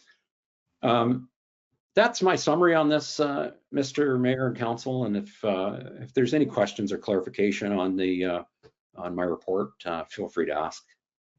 Okay, thank you very much. We have a question from Deputy Mayor Armstrong. Go ahead. Thank you, Mayor Lamson. Thanks very much, Chris. I'm a little confused. There are 6 applications for consent. Were they submitted by the owners of those 6 properties? And if not, what role have the owners of those properties played in preparing and providing the application? Yeah, so could we just go back to figure 1 in my report? So the applications for consent were submitted by the owner of the retained property. So number 13. And so what you have is that landowner who that property is in the neighborhood of 11 acres has submitted 6 consent applications with the intention of severing the lots in the manner illustrated there, A through F, all with the intention of conveying those parcels to the corresponding parcel on the shoreline side. And to follow up, have those 6 shoreline lot owners expressed an interest in buying, I guess, those 6 lots and or utilizing them? Yeah, so Mr. Mayor, through to the Deputy Mayor, no, I mean, the applications identify the benefiting lot, but again, this was one of the issues or the shortcomings we felt in reviewing the application, is that a lot of times when you're reviewing or receiving an application for a lot addition, and a lot of times you're actually dealing with the benefiting owner, because you know, there's a motivation or a compelling reason why that owner is seeking this. In this case, what you have is the owner of essentially the retained or the principal property. And again, that's why I sort of characterize this as severances on speculation, that if they can get A through F into a provisional state, then perhaps these owners are then approached and a negotiation ensues. But I don't know if Adele, if she's on the line, has any other insight on any contact with those owners through this process. And just to speak to that, Kevin Duguay from KMD Planning just said that 3 of the owners have already expressed interest in moving forward to the next steps to make sure that gets somehow merged or connected to their properties. Through you, Mr. Mayor, if I could just add, when this application came before the municipality, I had a couple inquiries from benefiting property owners who had no interest in this particular addition being added to their properties. And so that was my question when the application came forward, is where do these property owners stand? And if there are people that are not supporting it, then it would be a checkerboard decision in terms of who's going to merge with who. And could technically somebody merge 2 pieces? I don't know. I didn't know the answer to that. But I know that there were some individuals that were not supportive of this application. They weren't interested in purchasing the land A through F. So as Kevin did say this afternoon, 3 property owners have said that they were interested in this type of merger. For the rest, we haven't heard anything and nobody's approached the municipality. Okay, thank you, Adele. Go ahead, Councillor Cadigan has a question. Through you, Mayor Lambshead. My question to Chris, Mr. Jones, are any of these lots large enough to be a building lot? So through the mayor to Councillor Cadigan, with lot areas,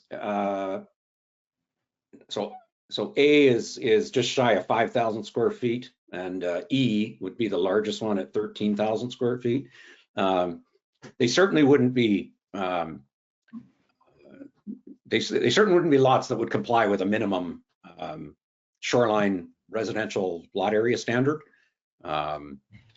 which is I think an acre. So they're not large lots.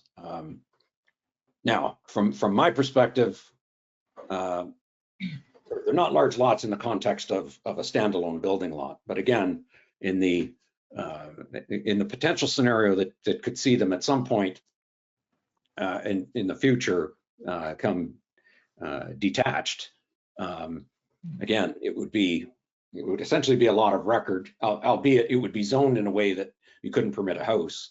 But if we were ever to find ourselves in the future with any of those parcels falling into a separate ownership from the shoreline, it would become very complicated. Thank you. Okay. Any other comments or questions? Go ahead, Councillor Braybrook. Thank you, through you, Mayor.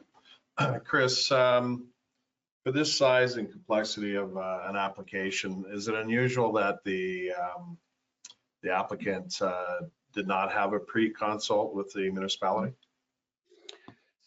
Well, I'm not trying to find fault. I'm just, it is a bit of an anomalous request, at least. I mean, I know that it has been done in some other municipalities. I certainly haven't seen it, this type of lot addition application in my time working with Trent Lakes. Yeah, there's always benefit to a discussion before applications are filed. But again, the county is sort of the agency that drives the consent process. So on many occasions, consultation occurs with the county, and then the applications are filed on the basis of that preliminary review. Thank you.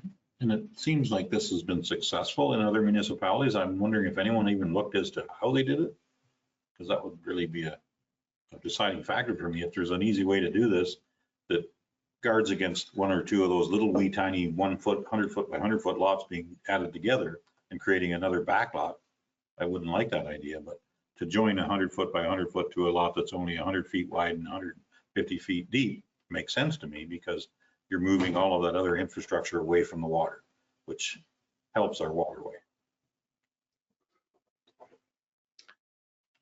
I don't think I was looking for an answer. I think I just had a rant. Well, again, yeah, no, I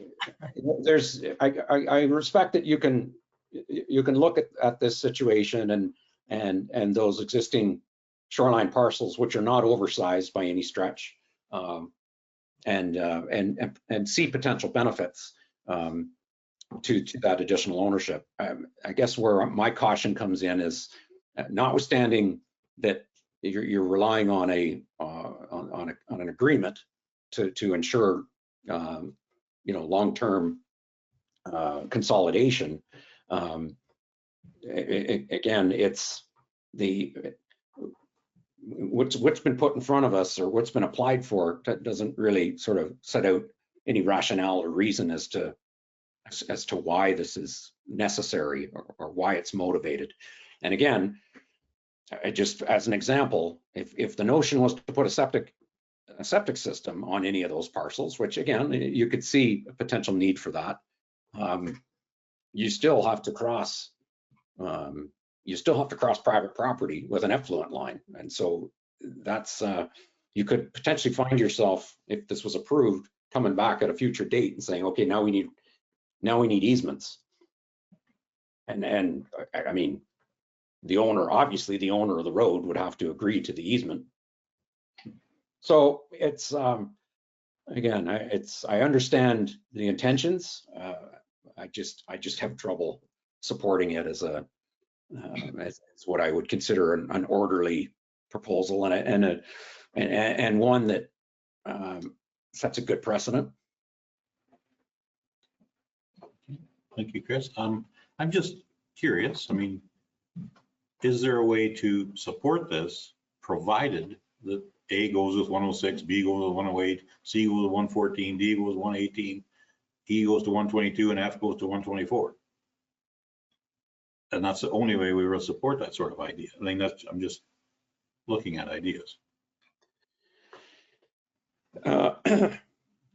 My recollection of the example that was given to us from another municipality is the language of the provisional consent, the language of the decision makes it very clear as to who the benefiting lot is supposed to be.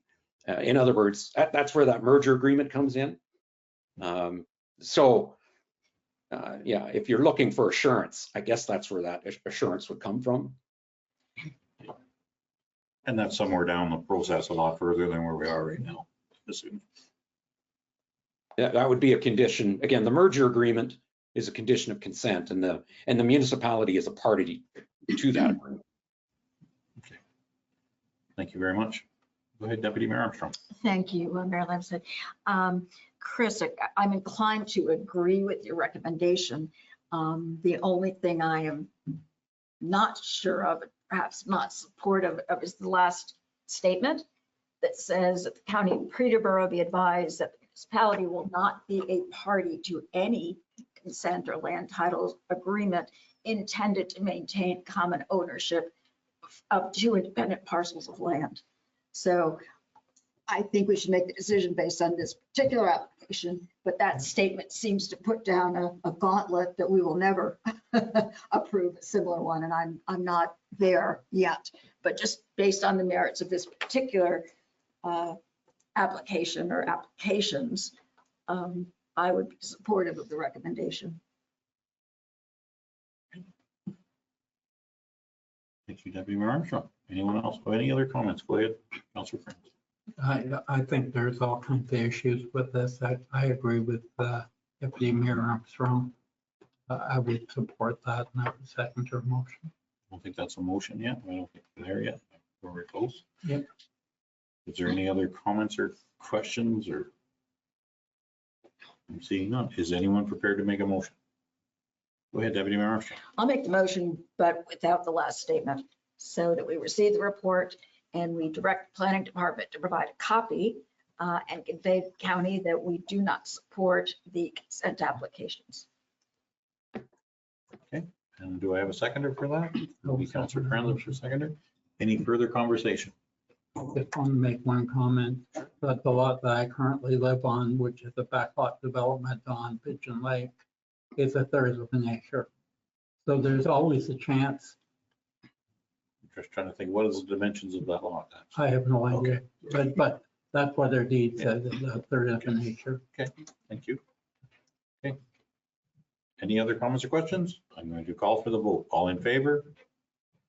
That motion is carried. Okay, we can move on now to 10.4.2 of our agenda. Chris Jones, our planning consultant, would you please speak to this item? Thanks, Mr. Mayor and Council. This application file, some members of council should be aware of it. It was the subject of a public meeting in February, excuse me, February 2022. And that was, so this is an application for an official plan amendment, and it relates to the lands referred to as Gallery on the Lake on Buckhorn, Lower Buckhorn Lake. And the backdrop to this official plan amendment, it was actually a public meeting in February 2022 for an official plan amendment, and a zoning bylaw amendment. And with the intent being that the existing gallery property, which is occupied by the gallery and a detached accessory dwelling, is designated in zone commercial presently. Again, the backdrop or motivation for these applications is that the owner is seeking to a severance to create a new lot on this from these lands, where the gallery would be separated from the existing accessory dwelling, and with the intention that the gallery would be repurposed or a change of use to become a dwelling unit. So in order for the landowner to position themselves to apply for a consent application, they needed the official plan amendment as a starting point. Now, at the meeting a couple of years ago, there were comments from Peterborough Public Health at that time, and Peterborough Public Health had some concerns with respect to the ability of the severed and retained lots to sustain septic systems. Now, in the case of the proposed lot with the existing dwelling, its septic system was fine. It was within the lot lines. The septic system serving the gallery needed to be replaced because it was one of the proposed lot lines would encroach or cut through it. So anyway, what that led to was a lot of back and forth between the applicant's agent, the applicant's engineer, and Peterborough Public Health. And then, as council is aware, to bring us forward into present day, the Municipality of Trent Lakes Building Department is now the septic approval authority. So this application has sort of, it's transcended a couple of things. It's transcended the Peterborough Public Health's role as the septic approval authority. And on a lesser note, it's also transcended the growth plan, which again, when the application was made, the growth plan was in effect, and now the growth plan has been removed. So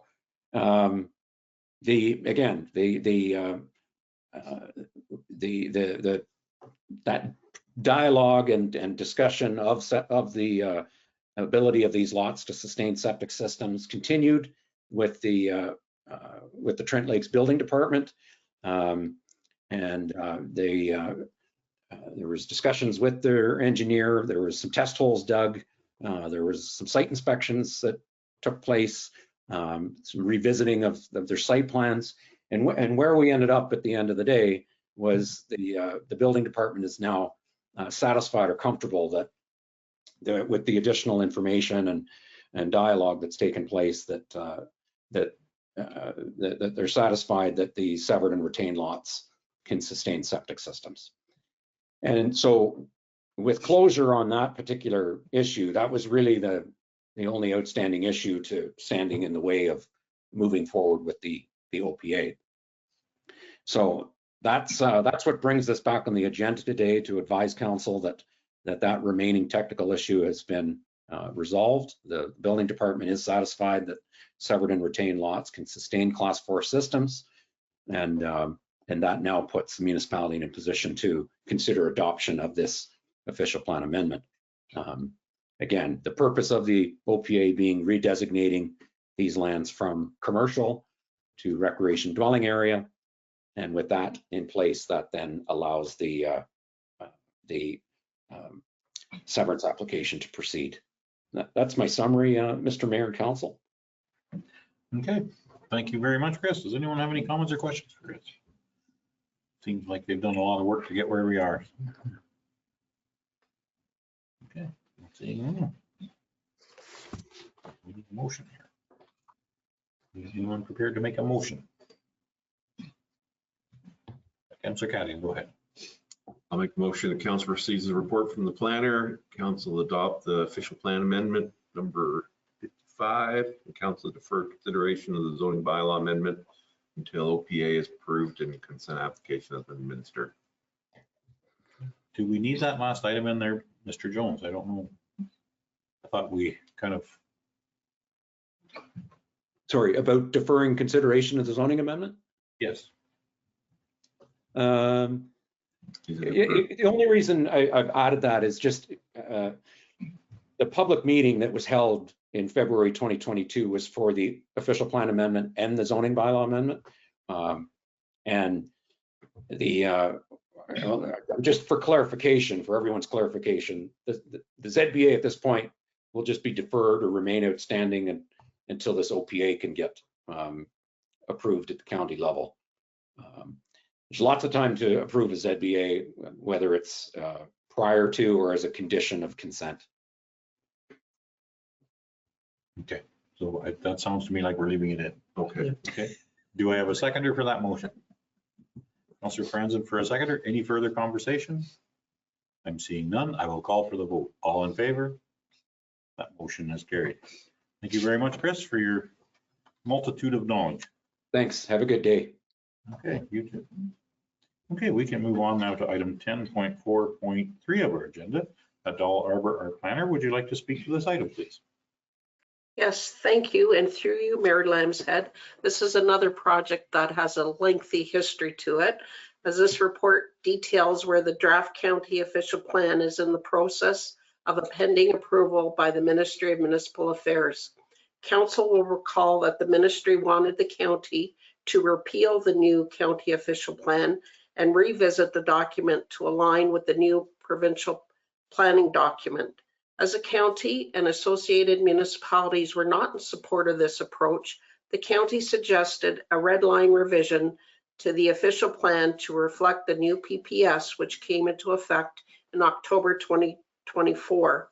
The minister agreed with this approach as long as there was transparency in the process and public consultation at the county level, along with First Nation consultation, and that this process was to be restricted to textual policy changes to reflect the new PPS. The red line revised official plan was put on the county website yesterday to start public consultation. Planning staff anticipate bringing back a report in March to update council on the consultation process and recommendations for next steps. Therefore, it's being recommended that council receive the report from the planner regarding the proposed red line revision process for the draft county official plan, and further that council direct staff to bring back an information report at the conclusion of the consultation process. I'd be happy to answer any questions. Thank you very much, Adele Arbor. Does anyone have any comments or questions? Go ahead, Councillor Franzen. Through you, Mayor. Adele, how long do you think this entire process is going to take? Through you, Mr. Mayor, I anticipate staff at least bringing back a report to council in March. In the report, I identified they need a 30-day consultation period. We've also included a public meeting that the county will have. There's needs to be time for consultation with First Nations. So I anticipate bringing back a report to council at the conclusion of the consultation meeting in March. Okay, thank you very much. Adele, I see Deputy Mayor Armstrong. Go ahead. Thank you, Mayor Lambshead. Thanks, Adele. Just in terms of process, what role does the municipality have in this? I mean, I assume that county staff will revise the official plan based on the consultation and the input. And then does that revised official plan, does that go back to each municipality for approval? Or is it approved at the county level, or both? Through you, Mr. Mayor, we've been involved with the county all along.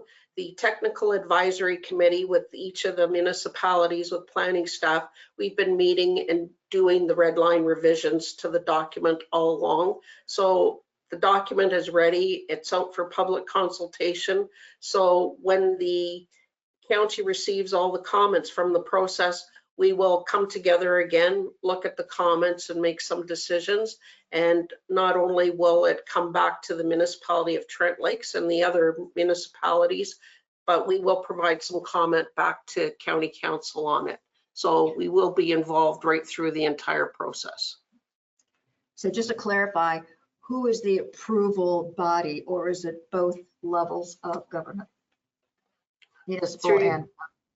Through you, Mr. Mayor, the actual approval body is the Minister of Municipal Affairs, who will look at the red line revisions. And I'm assuming, I've been involved in a number of red line revisions, there will be some back and forth. They may not like some of our changes, or they may ask for some amendments. So that process is quite lengthy, but I think it'll go to county council because it is a county document. So they will do the actual adoption of the official plan, and then we'll send it back to the ministry, who will correspond with the county with improvements to red line revisions. Got it. Appreciate that. Thank you very much. You're welcome. Been a very long process, I'm sure, Adele. You're getting tired of being on that committee, or having staff on that committee as well, that tactical advisory committee. Thank you very much for all your input. Okay, any other comments or questions? Is anyone prepared to make a motion? Go ahead, I'll Councilor make a Trent. motion to receive that report And direct staff. and direct staff, Okay. whatever recommendation. Okay, Direct staff to bring back the information and report at the conclusion of the consultation process. okay, thank you, Councilor Franzen, for the Thank you, motion. Mayor. Do I have a seconder? Deputy Mayor Armstrong for a seconder. Any further conversation? I'm seeing none. I will call for the vote. All in favor? That motion has carried. Okay. We can now move on to 10.4.4 of our agenda, which is Barbara Waldron, our Director of Building and Planning, CBO. Would you like to speak to this item, please, Barbara? Good afternoon, and through you, Mayor Lamshead. This report pertains to the agreement between Peterborough Public Health and the municipality to ensure that any permits, works, and inspections completed prior to November 17th, 2024 will not have any liability attachment for the municipality in the event of a system failure, improper installation, incorrect locations, or relating to inspections. This agreement came about at the urging of myself to PPH staff, given that the previous agreement, which spoke to liability, would cease to exist effective November 17th, and that a replacement agreement would be required to officially identify the date of which liability protection is in place for Trent Lakes. PPH did not contemplate this agreement at any stage of the transfer discussions until it was confirmed legally that the agreement was necessary. The municipality took over the sewage program effective April 1st, so any new building permits related to septic issued effective this date will be the responsibility of municipality, with the exception of any open files where permits were issued by PPH prior to this date, where PPH will be responsible for partial works. As part of the transition, municipal staff pushed PPH staff to close as many files as possible or issue revocations where warranted prior to November 17th, 2024. This was successful as the number of open permits that initially were slated to be transferred to Trent Lakes was 80, but the final number of files that were not closed and transferred to us was 15. The exception I noted above pertains to these 15 files, where any works done by PPH on those files would be the liable responsibility of PPH, and any completion works completed by building staff, which is for the most part finals, but there are a few files where works are in mid-construction, will be the liability responsibility of Trent Lakes. This agreement has been vetted by the municipal solicitor and the PPH solicitor. Therefore, it is recommended by staff that council receive the report from Barbara Waldron, Director of Building and Planning and Chief Building Official, regarding the indemnification agreement between Peterborough Public Health and the municipality of Trent Lakes, and further, that council support entering into the indemnification agreement with Peterborough County City Health Unit, PPH. Okay, thank you very much, Barbara Waldron. Does anyone have any comments or questions? Councilor Braver. Thank you, through Mayor.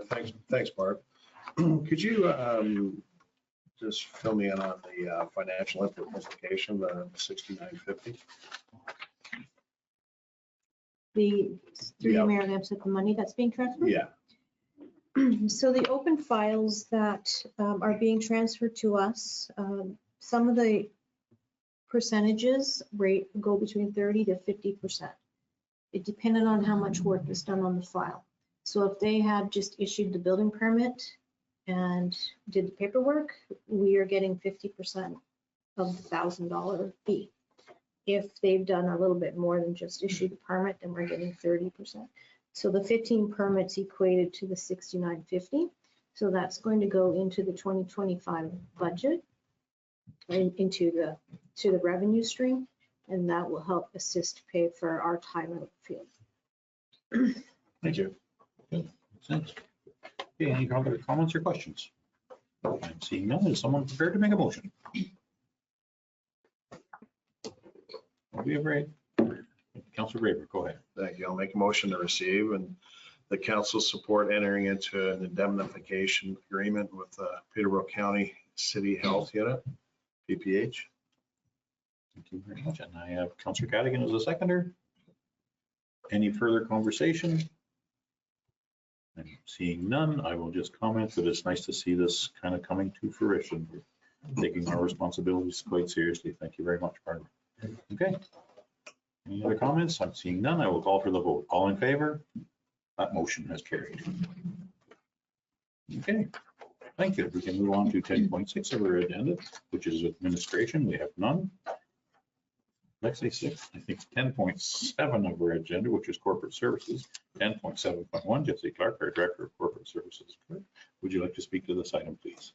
Thank you. Through you, Mayor Lambshead, at the May 21st regular meeting of council, council deferred the application from Jonathan Seflar and Linda Post until consultation with Kawartha Anishinaabe Council. This matter was deferred again at the December 17th meeting as the applicants were unable to attend. The Kawartha Anishinaabe Council has communicated its commitment to securing any land that may become available to them, regardless of its size or zoning, as part of reconciliation efforts with the Kawartha Anishinaabe. Therefore, they do not support the sale or acquisition of the lands to any other owner except themselves. While the applicants were again unable to provide their delegation today, they are still interested in pursuing the purchase of this land. While Kawartha Anishinaabe have not expressed that there is an existing use on the property, communication has indicated that this land is part of their ancestral territory. Generally, unopened road allowances are only sold to property owners that abut the unopened road allowance. And as Kawartha Anishinaabe do not own the abutting land, sale to them is not supported. At this time, staff recommend the municipality not proceed with the sale of this portion of the unopened road allowance. Again, should council decide to defer in a further attempt to get the Jonathan Seflar and Linda Post to attend for a delegation, that would be fine as well. Okay, thank you very much, Jesse Clark. Does anyone have any comments or questions? Seeing Councilor Braver, go ahead. Thank you. Through you, Mayor, to our clerk. What is, if you're able to answer, is the interest that the Seflar and Posts have in that? Do they live in the vicinity or?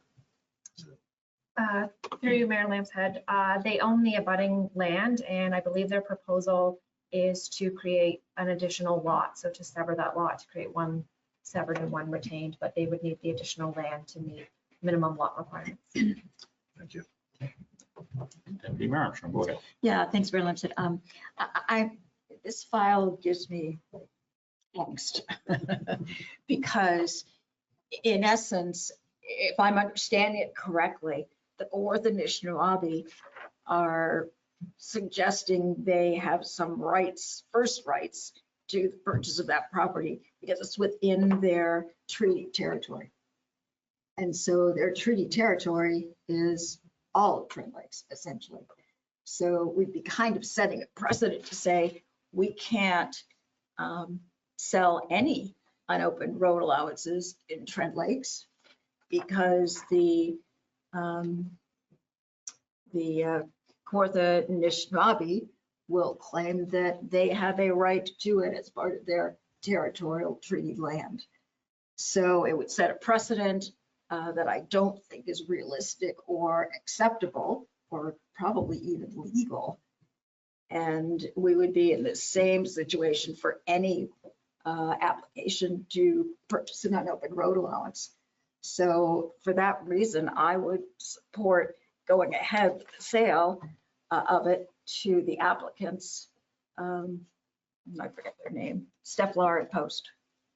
So interested in other council positions on this. Thank you very much for that. Does anyone else have any comments or questions? Or was that a motion? Not yet, I'm Sounded so mysteriously like a motion.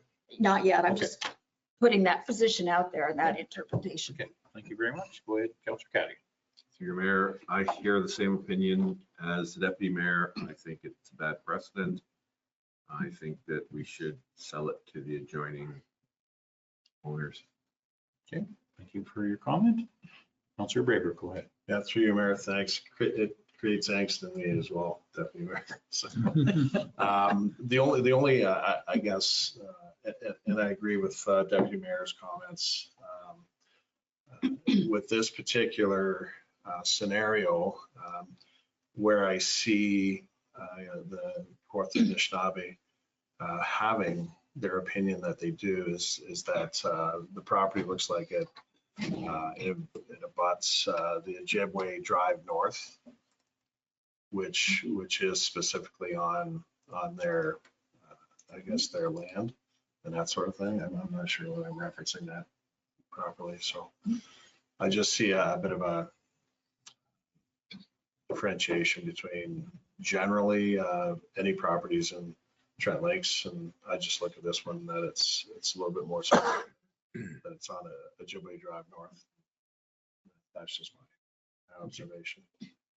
Thank you. There is many more road allowances and right of ways in there that we still own. So right, this is one of many, not all of one. Thank you. Any other comments or questions? Just a clarifying question, if I may, Mayor. Sure, absolutely. Ojibwe Drive North, is that a municipal road? Yes. Then I would make the motion that we approve the sale of the unopened road allowance to the applicants, Steffler and Post. And I have Councillor Cadigan for a seconder. Any further conversation? I'm seeing none. I will call for the vote. All in favor? That motion is carried. Okay, thank you very much. We can move on now to item 11 of our agenda, which is correspondence for information. Does anyone like to speak about either of those items? Councillor Trent. Yeah, I'd like to speak on the first item, Buffalo Bay. And I'd like to thank staff for putting this on today's agenda.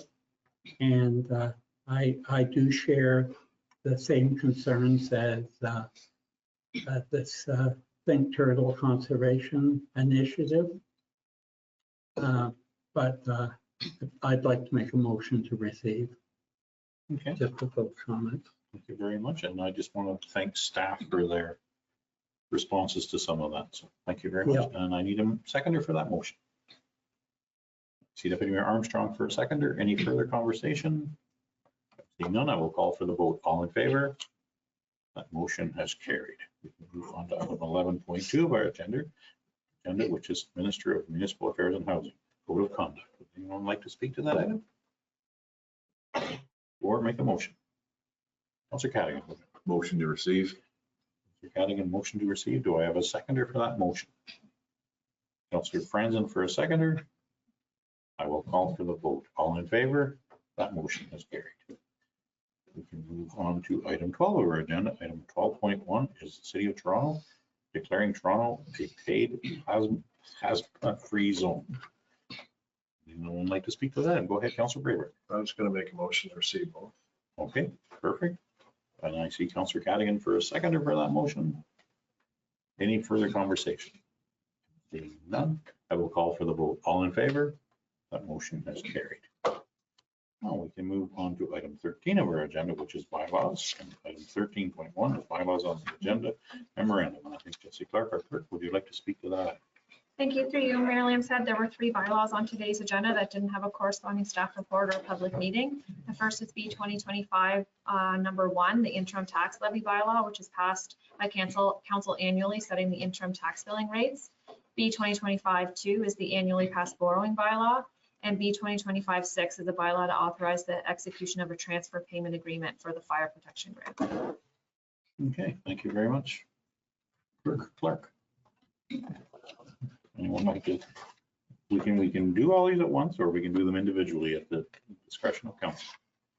Deputy Mayor Armstrong, go ahead. Motion to approve all of them. Okay. Do I have a seconder for that motion? Councillor Braver for a seconder. Any conversation about any of them? I'm seeing none. I will call for the vote. All in favor? That motion is carried. If that was a time saver. We can move on to item 14 of our agenda, which is business arising out of a previous meeting. We have none. Like anyone else, any? No. We can move on to item 15, which is a notice of motion. Does anyone have a notice of motion? I'm seeing none. I can move on to item 16 of our agenda, which is information items. Anyone have any information items to share? The holiday season's over. Let's go back to work. Okay, we have none. We can move on to item 17 of our agenda, which is our closed meeting. I would entertain a motion to go into closed meeting. Councillor Cadigan for a mover.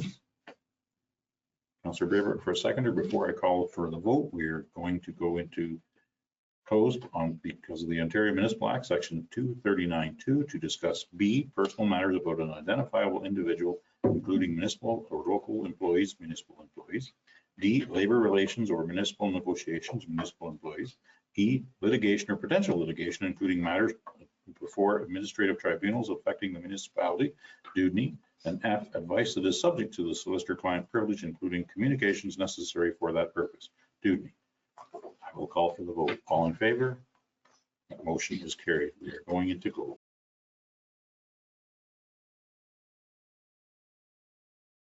I need okay, we can move on to item 17.2 of our agenda, which is rise from closed meeting. I would entertain a motion to rise from closed. Anyone? Deputy Mayor Armstrong for a mover and Councillor Braver for a seconder. I will call for the vote. All in favor? That motion has carried. We are now in our regular council meeting. We can move on to item 18 of the agenda, which is business arising from the closed meeting. Item 18.1 is the adoption of those minutes. See Councillor Cadigan for a mover and Councillor Braybrook for a seconder. I will call for the vote. All in favor? That motion has carried. We can move on to 19 of our agenda, which is adoption of the confirming bylaw. 19.1 is the confirming bylaw. I see Councillor Braybrook for a mover. Deputy Mayor Armstrong for a seconder. I will call for the vote. All in favor? That motion has carried. And we can move on to item 20 of our agenda, which is adjournment. Would anyone care to make a motion to adjourn? Councillor Braybrook for a mover. Councillor Cadigan for a seconder. I will call for the vote. All in favor? That motion has carried. Thank you very much. Thank you, council. Thank you, staff. And thank you, everyone, for attending, both virtually and physically.